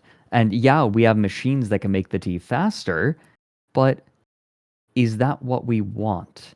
And I think that that's not always the case. Yeah, I agree. I agree. I think there's plenty of things like that we've kind of lost the sight of in beauty. And I mean, you touched on it a little bit with like AI and things like that. Yeah. But yeah, scary. Cthulhu I was think right. that I think that this is particularly applicable for a lot of online creators too, because let's get one thing straight. I could get a lot more viewers if I wanted. I know exactly what I could do to get more viewers. Snap your fingers. And to make more money, to get more subscribers. Yeah. Yeah. Well, if you know, why don't you tell me? You know, so like, you know, just so I know we're on the same page. You know, you just. Well, it has to do with the topics in a lot of cases. I'm not. Yep. Never mind. I'm out. Goodbye. There's a reason why I've been very quiet on certain things. Okay, I don't need that. Yeah. No, that's valid. No. But what if the goal isn't to maximize profit? And I think a lot of creators are that way as well. I certainly could, if I were to blast my Twitch channel out to my YouTube subscribers, I could probably get more viewers. However, that's not my only priority. The numbers aren't my only priority. It's also maintaining the kind of stream that I want to make. And in that way, I can do things in such a way to optimize them for what I want rather than what other people view success to be. I like that. I think there's a certain artistic integrity that content creators have to maintain when doing their content as well. Like obviously there's like min-maxing things, but like even in someone as min-maxed or like proficient as someone like Mr. Beast, where he is now actively being like, I want to tell longer stories because they're more fun. Like some of his more recent videos are even like that, and he's recapturing his own passion, and they've been doing really well. And if someone like him that was so prioritized on min-maxing everything is also saying, hey, have that artistic creativity and that passion and that drive and keep that in there, you don't always have to min-max everything. If he's saying that, you know. You absolutely know. Right. Because there is a creator, an artist, creator, artist, whatever you want to call them. It is possible to kill your own spirit like this. Yes. We talked about earlier in the stream or when we were in Discord that I haven't done coffee talks as much. And that's the reason. I definitely killed my own spirit doing them because I was like, oh, I got a modicum of success with them. I'm going to push them out even more and do more of them and do them faster and farm more of them for more content and things like that. And it's like, I was still having fun and I was still able to spend time with people and put my passions into it and not just, you know, farm it. But like it hurts after a while and you start to feel you've made a machine that you've become a cog in and it stops feeling like art and it still starts feeling more like mechanical. So I think that creating is a part of the process. I think that I'm a very product oriented person when it comes to my work on YouTube, but that idea doesn't work when you're talking about streaming. Yeah, streaming is it is practically all process almost. Yeah. A lot of going through motions and a lot of improvisation too for streaming, because sometimes you don't know what's going to happen, and that's kind of like the beauty of it. You know. Do you want to know something funny? Fred, I would love to hear you talk to me about something funny. I have since allowed myself to be. I've removed my filters. Right? When I'm on stream, I have stopped hesitating so much. And do you want to know? Something funny happened when I started letting the filters go. I became less edgy. I started making fewer edgy jokes. And it's because when I was making those jokes, it was because I was trying to be entertaining and not necessarily true to myself and what I want to talk about and what feels right in the moment to me. So I became softer spoken. and more wholesome, ironically. It's somehow gayer, apparently. Yeah. And somehow gayer. There we go. We'll take it. We take the W's with the L's. No. What? Hold on a second here. Have you been holding my hand all this night for no reason? I just thought your hands were pretty. Oh, okay. I'll take that. I'll take that. No, I agree with you. I think letting go of conceptions that we have about ourselves sometimes and kind of just going, is really nice sometimes. In a small anecdote to what you're talking about, you know how you said you feel like you've become softer spoken. I went back and started listening to some of my like older content. My voice dropped like 3 octaves, and I don't know why. Like this is just me talking normally, and I found that it just dropped, and I don't know why. You're finding, I think I have never been terribly good at performing masculinity. I've tried very hard for a lot of my life. And I think one of the things that people change when they try to meet the expectations of others, this certainly was true in my case, is changing their voice. But a voice is such, for people who can speak, it is a very fundamental part of a person. It is something with which we are bestowed, and a natural speaking cadence is something that is individual. Yeah. Voices are very personal things. They're almost as personal as a face, right? Yeah, absolutely. And when we want to try to mask ourselves or fit a particular conception of ourselves, changing our face is hard, but we can change our voice. And I think perhaps it's one of the most dangerous ways that we can change ourselves. Oh. What, changing our voices? Changing our voice. Because if we change our voice, something so fundamental to ourselves, it can change the way that we present ourselves as well, so that we try to act to match the voice. Yep. I've definitely had that happen. Funny enough, conversations I've had with Nick before, where I've made jokes about where like I've done more air quotes chill streams, where I've talked a lot more down here. I've slowed down a little bit with how I talk and try and really bring down the tone instead of being hyper all the time. And because this is me talking a bit slower and more relaxed, it naturally rests a little bit more in the back of my throat. It gets a little bit more raspy. It gets a little bit lower and a little bit deeper. And we made jokes about it, that using this voice is kind of, it changes the meaning or the feeling behind the face that is using the voice. But anybody that hangs out with me off stream has probably heard me dip into this voice accidentally often when I get either comfortable or I'm just hanging out, and there's not really anything to talk too much about. I'm just, I'm just hanging out here making out with Fred. No biggie. Yeah. Are you? I mean, wow, I'd that's so like interesting. Wow, yeah. That's do you want to hear more? Interesting. Maybe. Yeah. Okay. Well, you see, guys, I'm gonna take Fred after stream, and we're gonna all night long. You cock.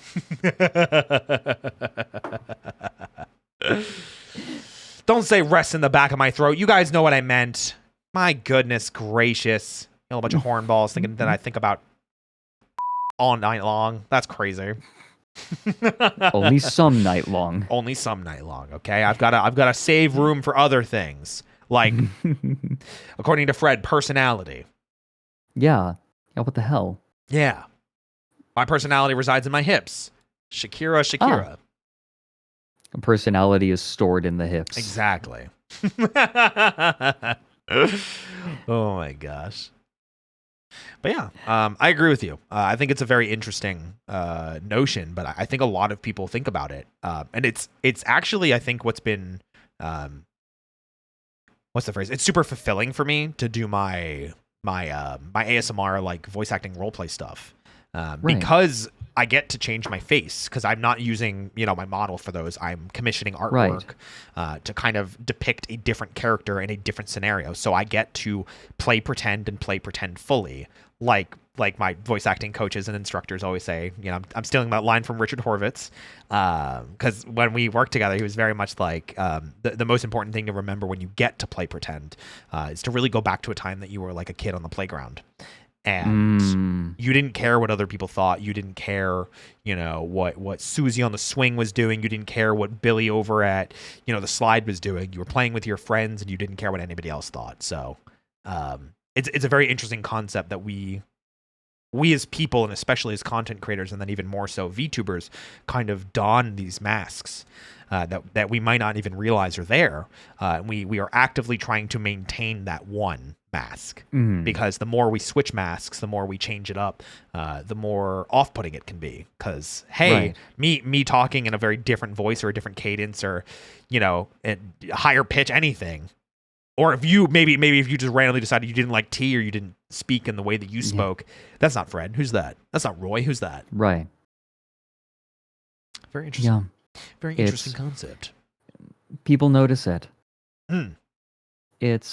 And I think that the easiest way to be is yourself. So creating a stream persona that is just you but more can be very helpful. Yeah. Well, hey, that is what Roy 4.0 is going to be like.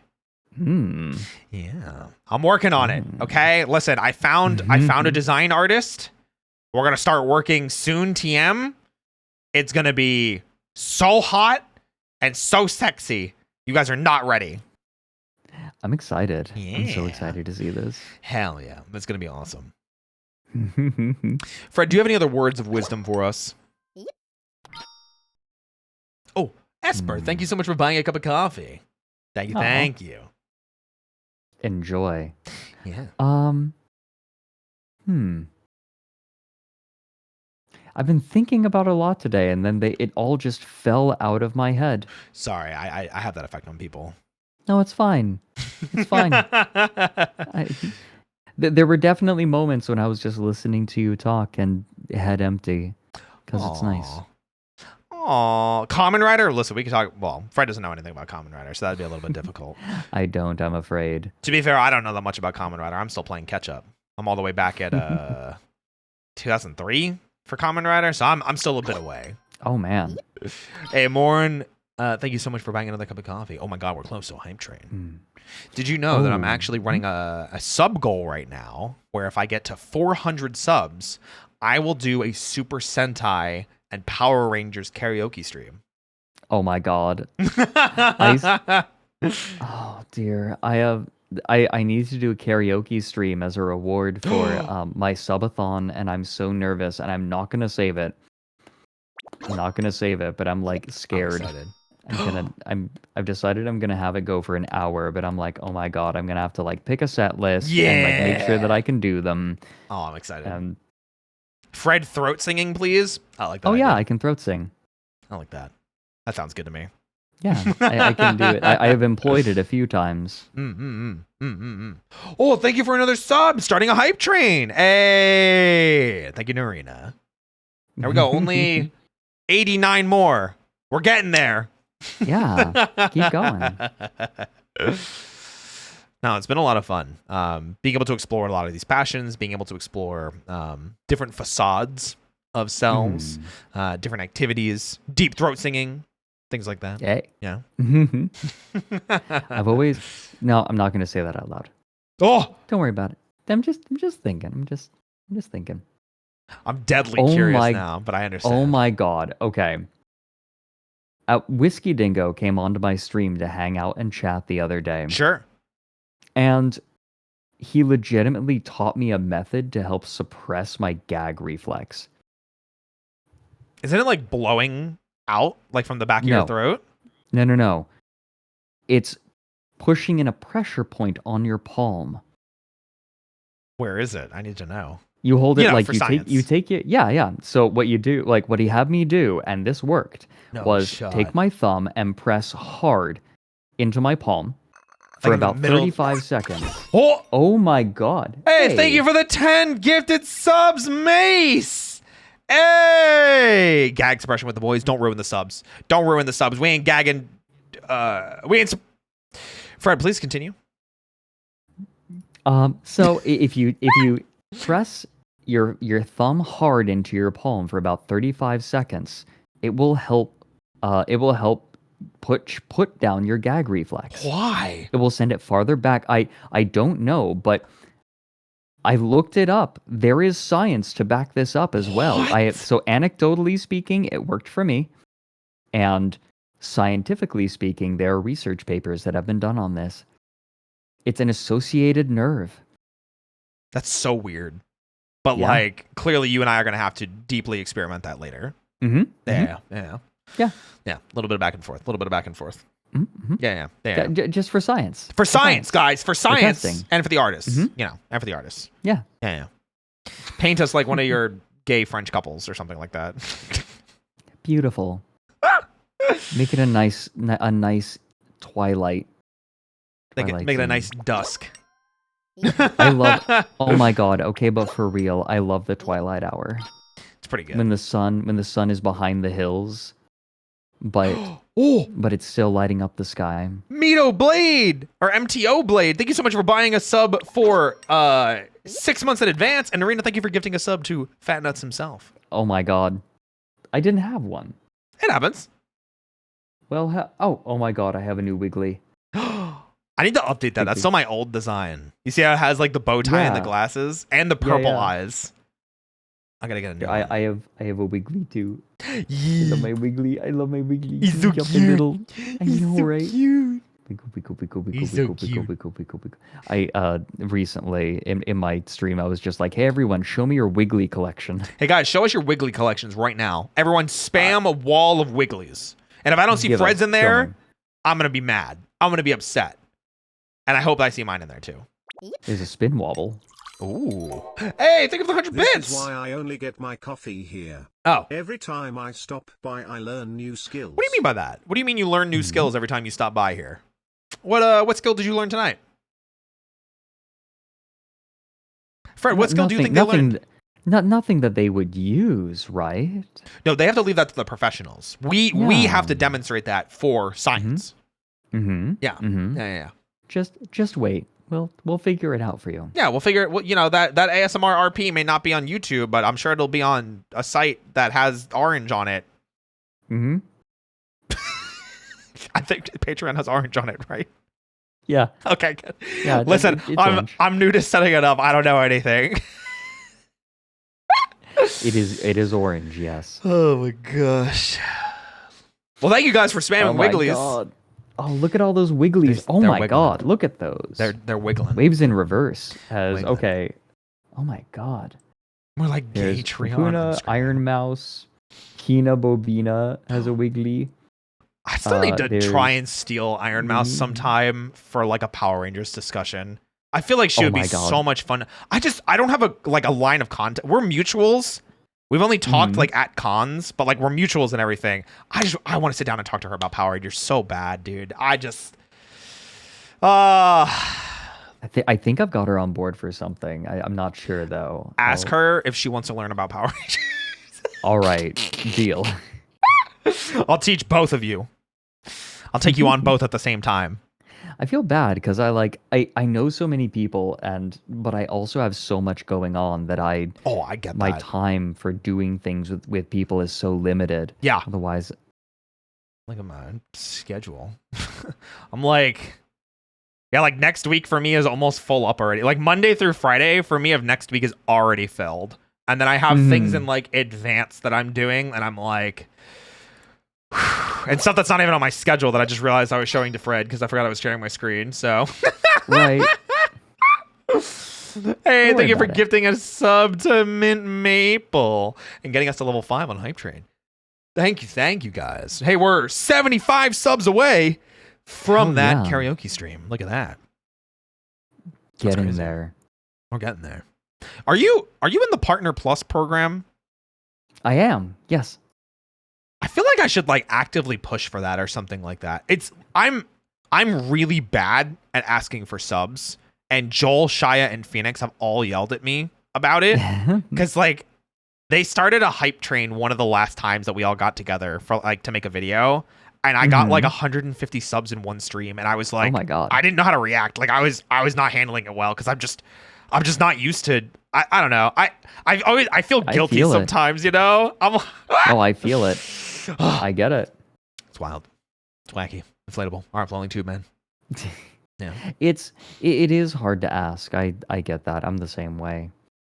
If you guys gift 75 subs right now, I will commission someone of Fred and I making out. Do it. Hold on a second. Just gifting 75 subs. Fred, don't you dare! The temptation is there. Oh my goodness gracious. Fred shames hype trains?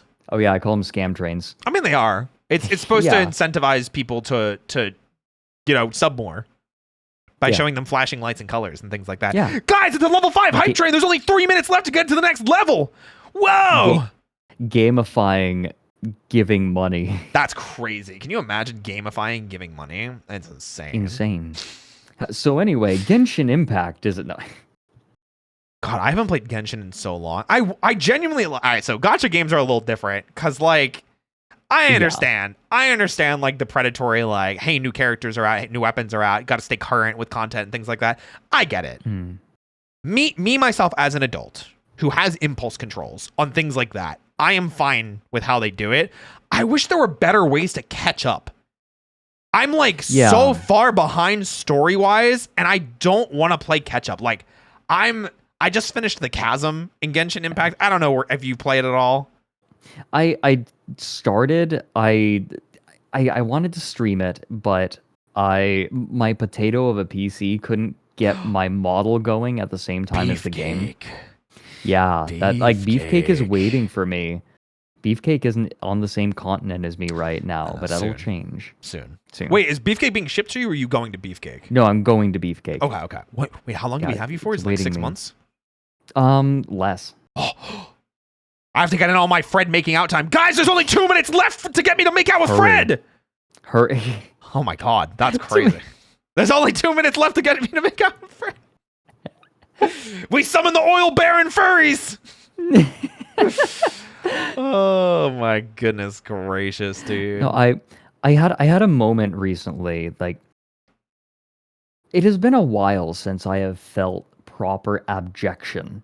Do you know about the abject impulse?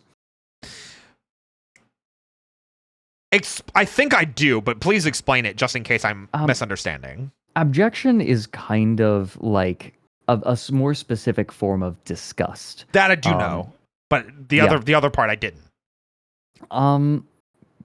I discovered something that that gave me that. I have not experienced the abject response in a while, right? Like that visceral disgust. Like, keep this away from me, get it out of me.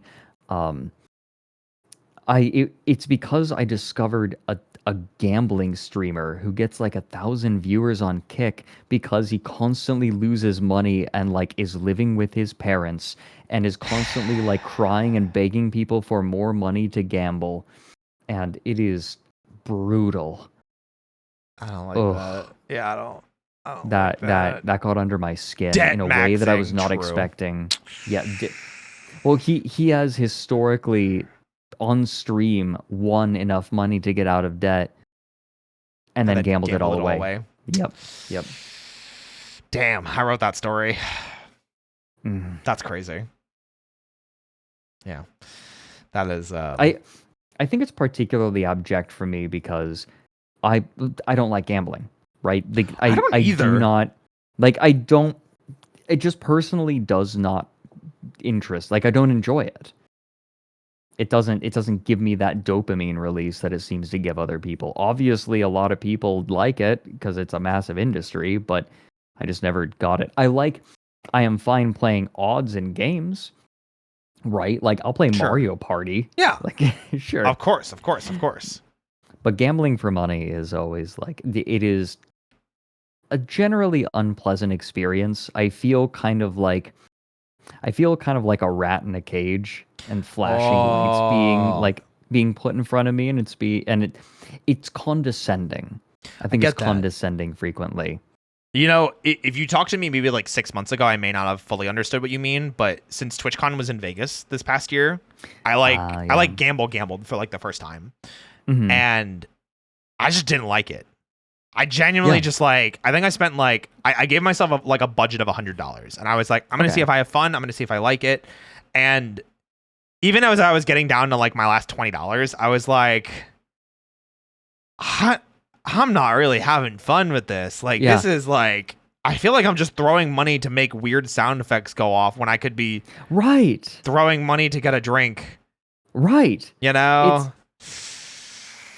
I'm the same way. Yeah. It's like, oh, I could wing big, and it's like, or I could just make money. Yeah. No, I'm with you. And then I think the whole idea of like streaming something like that is also just really disgusting, because it's like unpleasant. It's just not good. Yeah, I'm with you. I'm 100% with you. Yeah. I'm right behind you, Fred. Maybe that's part of the reason why Kick's vibes are atrocious, because so much of it is... I tried going there some months ago, right? Like, I wanted to look at it, and I cannot explain what I mean when I say that the vibes on Kick are atrocious. I can tell you that when I was there, I went to the Just Chatting tab. Sure. And the top stream was going onto Omegle to look for tits. And the second most popular stream was showing my tits on Omegle. All right, that's kind of funny. I'm not gonna lie. It was kind of funny. It was sort of funny. But it was sort of funny. At the same time, like, come on, man. Like, it had. You know what it felt like? It felt like everyone was on the Sigma grind. It's just so weird, man. That's what it felt like. Nobody was there because they were having fun streaming. You know? Yeah, like, it's such a weird mindset, because like. We literally just talked about this, that like it's really important to have like the passions in what you do, and you were talking about how I could get like more viewers like that, but like it's so important to separate that mentality from chasing your passions. Like, am I having fun doing my voice acting and my ASMR stuff? Absolutely. Do I think I could probably get more if I did more like traditional ASMR instead of just sound effects ASMR, or maybe like leaned really hard into what's it called? Like really close to like TOS? Probably. Right. But like, I mean, I'm having fun being a villain, laughing at a sidekick who I push my foot into their chest and taunt it for being an idiot. Like, that's like stupid, silly fantasy stuff that I'd see in like an RPG. You know, I'm like, I want to do that stuff. That's cool. So it's that level of creative fulfillment. I think that for some people, the fulfillment, it feels so backwards to me, because my goal with content creation was make a living, and I did it, and I'm quite content. I'm getting there. But yeah, but the idea that the making of the money is the goal is alien to me. I've definitely, unfortunately, walked that path, and I think a lot of people have. It's definitely the darkest time I've ever had with content creation, because I definitely lost sight of like who I am as a creator, and especially like what made me happy. I'm very glad that I feel like, especially since like I want to say like since like mid-November, early December is when I really had my like, oh, thank God, like I get it again. Like, and I'm not just, I'm not min-maxing everything, but yeah. No, I get you. It's really easy to fall into that trap when the outside perception of the validity of a hobby is how much money you can make on it. Yeah, it's especially talking to like family members about it that are a little bit more traditional, and they're like, well, like, are you able to support yourself? And it's like, well, no, but like it's really like big passion project. Like, I can't do it like fully, or like if I did do it fully, I'd only be eating ramen and like water. But like, You know, it's not always about the money. Sometimes it's about feeling fulfilled and doing what you want to do and Yeah. chasing your passions and things like that, you know? Yeah. Like, why does it? Why does it have to pay the bills? I mean, if you put Right, all like- of your time into it and you're not working, then I Right, can be yeah, like, yeah. then I can be like, yeah, you need to pay your bills. Well, yes, right. Like, but like, obviously, if you're making it your career, Yes, like yeah. like, then yes, obviously. But if you're not, then why? Just let it be a hobby. Let it be a Like, passion. why? Like, there are people who like it. If it's reaching its people and you're having a good time with it, why try to make it into something else? Like, Because the answer is because other people say that you should. yep. Like, but back to fighting games. Hey, when I got into fighting games back in 2012, 2013, 2014, especially, when the competitive fighting game scene was really starting to take off, like I went to tournaments. I was competing in a lot of them, and I was going to ask, but I didn't want to pressure you. And I didn't want to put you on the spot. You could probably go find videos of me playing games. Oh. I never did like amazingly amazing. Like I was known in my scene and I did well in my own like local community. But when I went to like majors, I think I only made it out of pools like a couple times. But I went because I wanted to go and I wanted to have a good time. It wasn't because I thought I could win the entire tournament and win money. Or if I did, it would be like I won the tournament because I was the best and I'm proud of myself. I think that it is totally valid to go to a tournament just to see how far you can go with the skill set that you have at that moment. Wait, hold on a second. Did you just say Smash Bros and then someone followed up with he'd be smashing bros all right? The only bro I'm talking about smashing tonight is Fred. Yeah. Thank you. Maybe Shia. Got him. Shia can join it. Anyway. Okay, but the owl and two rabbits aesthetic would be really good. I do kind of like that idea now. Hold on a second. Yeah. No, yeah, fighting games, tournaments would just go to compete and have a good time. And I did at some point win money. I think the most I ever won was like $600 from a tournament, which is like still that's cool. That's money. Yeah. Mm-hmm. So I'm happy with that. But again, it was more about the fact that I was immediately then got recognition in my scene and people knew how much work and hard effort I was putting into everything. Yeah. And that's all it has to be about. I think that esports is quickly showing itself to be unsustainable anyways. But I think I have a weird opinion about this. Sure. Because I have seen so much match. Is Fred, I just need to change my name, right? If the only bros you're smashing is Fred, I just need to change my name, right? I said tonight. Clearly, Fred does not want me smashing him every night. I mean that'd be exhausting. Sometimes you're not in the mood, right? Yeah, and I'm sure there are some times that he'd prefer to smash me. I'm just saying. Yeah. Spice is the variety of life, or a desert planet, or Dune, or Arrakis. These are the voyages of the starship. Oh my gosh! Sorry, please continue. I didn't want the TTS to cut you off. That's why I cut you off. No, I know. Don't worry. I saw. I have noticed. I don't know how much I like moneyed competitions anymore, because esports is rife with match fixing, and it is. Yeah, nobody really knows the extent of the problem except for the players. But it is a huge problem. I feel like when people start competing for anything other than to see how far they can push themselves in the competitive field, it starts getting corrupted. Like, it feels less pure, and suddenly victory due to performance gets outshone by victory at any cost. Yeah. I'll agree with you that those are the situations where it's like, I really wish we could cut down on that in a gaming sense. I still really like competitive gaming environments. Like, I know I'm probably very not. competitive. I am also very competitive. I play League of Legends, so I have something wrong with me. Listen, I actually like it. I have a good time with it. Okay, but I have to be playing with friends. Otherwise, I'm like, oh, see ya. Yum. No, I feel it. No. Did you know that that's where I got my start in competitive casting? No, what the heck? League of Legends.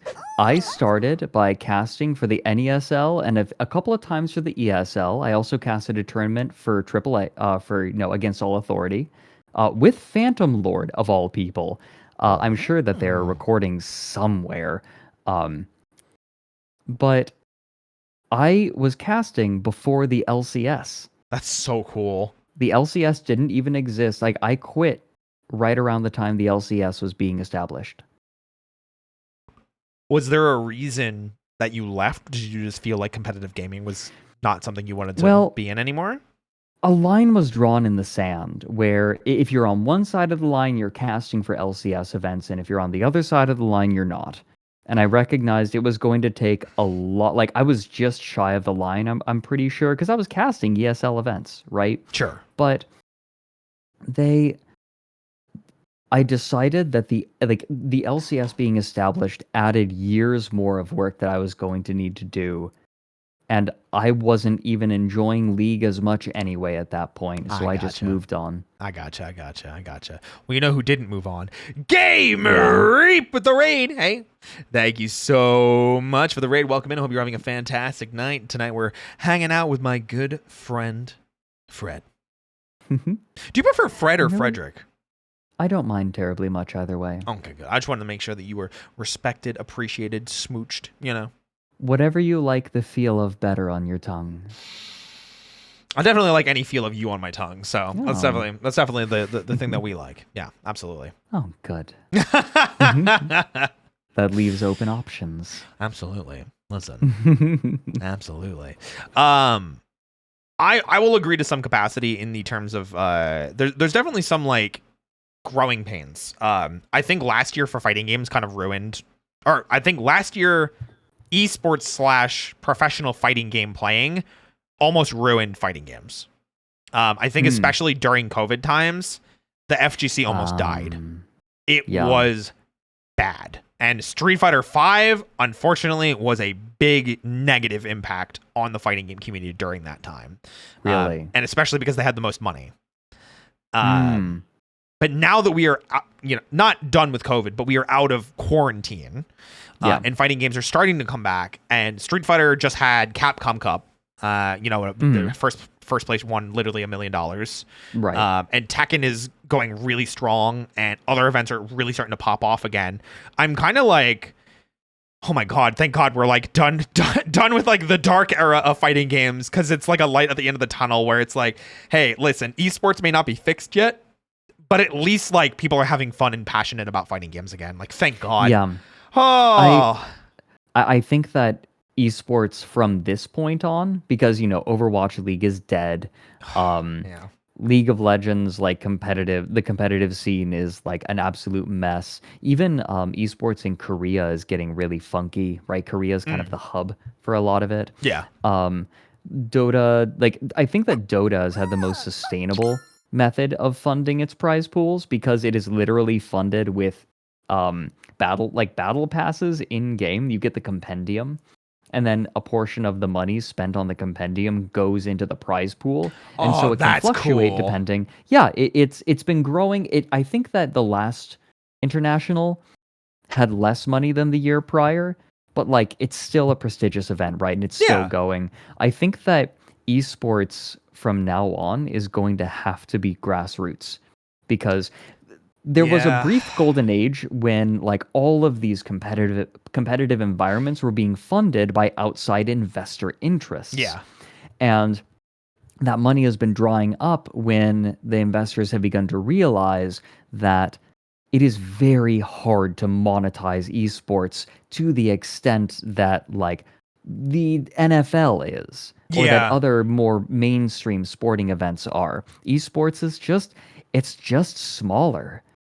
That's just the way that it is. Yeah. And the funny thing about that, you can even equate that to fighting games, because fighting games are so new in esports, as in I've only started within the past like 5 to 7 years. You look at things like Dota and League, where they may not have it like 100% figured out, but they're at least like, we'll work with like computer companies, we'll work with like mouse companies, mouse pads, keyboard companies, like all those types of stuff, where it makes sense that they would invest in it and advertise and things like that. But fighting games have like Red Bull, and like that's like one of the only consistent ones I can think of, other than maybe like Sony owning Evo and putting Sony money into it, you know? Right. So it's beneficial for them. Yeah. They do own Evo now, which is better for the FGC in my opinion, because of all the stuff that came out about the person that ran Evo. Anyway. It's bad. It's bad. Well, that's a whole other rabbit hole I'm sure you could go down, like the dark history of Evo into what it is now. Oh dear. No, I am not acquainted, and maybe that's for the best tonight. Yeah, it won't take very long to explain it, but it's just not worth going into. It's just... Yeah, that's fair. Yeah. I believe you. Yeah.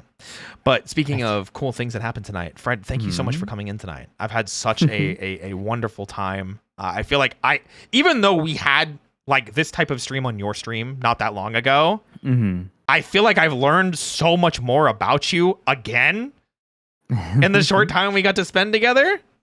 I feel the same. It's been nice. Yeah. I feel like, okay, hear me out. Hit me. Normalize dating as a way of people getting to know one another, right? Like, I feel, okay, hear me out. Okay, hit me. The whole point of a date is just it is two people coming together to say, I want to get to know more about you, and I want to invest the time in it. That is something, true. I think that is a mentality that can be expanded way out just from like Tinder. Right. And like, I'm in full support of it. I like that. No, I think that's a good point. That's probably why Joel always calls his or he used to call his date night. Now I think it's porcelain parlor. But yeah, no, I kind of like that. That's why it was coffee talks, because like cafe night was like, well, what does cafe night mean? Maybe we change it to coffee dates. That'd be cute. Be cute to go on a coffee date with you again. I agree. I think that historically I have always I do believe that the strongest bonds between people are forged through mutual struggle. But like Power Rangers. I think, yeah, exactly, like Power Rangers. But I think that there's something to be said for taking the time and consideration to get to know someone else better. Absolutely. 100% agree with that. Like, it was nice. I got to take 2.5 hours to sit down and just get to know you better. Absolutely. And that was worthwhile. I 100% agree. I'm always down to learn more about you, to spend more time with you, everything like that. It's always fantastic. So I had a lovely time. You're a wonderful host. Thank you. You are a wonderful guest as always, and I'm always glad to get to do stuff with you. I do hope we get to do the tea thing that you had mentioned. I think that's a great idea. Yeah, it's fun. I you know what? Why don't I give me some teas, like the kind of teas that you like, the flavor profiles that you enjoy, and I'll find something to match it. Okay. I definitely like chai. Chai is probably my favorite tea. Okay. I definitely like... Well, what kind of flavors do you like? Are there any flavor notes that you enjoy? Do you like strong teas? What about bitterness? So bitter is actually something I do like. So like oolong, I really like. Okay. Jasmine's okay, but like sometimes it's too fragrant, if you know what I mean. Yeah. Jasmine can also be bitter, but there's Jasmine Dragon, which is a little bit different. True. But continue. Yeah, oolong, chai. I think those are probably my go-tos. Okay. Yeah. Okay. I would say so. I have some ideas. I wonder, have you ever tried dansong before? Is that Korean tea? No, it's Chinese. Chinese tea? It's a kind of oolong where it tends to be very floral, very fragrant. I may have. I don't. If I had it again, I'd be able to tell you, but I don't remember based on the name. It is practically its own, like, it's a subcategory of oolong, but it's so varied that it may as well be its own kind of tea. Well, that's exciting. Yeah, I'd definitely love to try that sometime. Yeah. We'll work it out. We'll work it out. It also would pair well with sweets. Good, because I'm a big sweets fan. All right, well, I'm excited. Me too. But for now, let's send these lovely people on their way. Why don't we go ahead and raid my good friend Kite Hasegawa, who is, I don't think, normally live at this time. Or if he is, I haven't seen him live at this time in a while. He's practicing. Oh, did I spell his name wrong? I did. Hold on. I got this. Hasegawa. I think I put Hasagawa. There we go. Kite is practicing Tekken 8 for a tournament that he's in, because there's a big content creator Tekken 8 tournament that's going to be... Is this the same tournament that Joel is practicing for? Yep, same one. So I figured we go send him some hype and some love. I've been practicing with Kite too, just because I'm trying to give my friends some good practice time. So we're gonna send everybody over to Kite. Guys, thank you so much for being here. Fred, of course, thank you for coming as always. It's been a pleasure. Hell yeah, the pleasure's all mine. But guys, be sure to go check out Fred over on his stream. You can see his name in the title of this stream. He's got a lot of really fun stuff coming soon. Be on the lookout for some voice acting fun from from Fred soon. And I am becoming all VTubers. All VTubers at once. I actually have my own voice acting thing coming out tomorrow. For those of you that were fond of my my villain ASMR RP that really popped off back in February, part 2 is finally here, and that'll be coming out tomorrow. So definitely check out the voice acting channel if you've not already. !V8 in chat. That'll be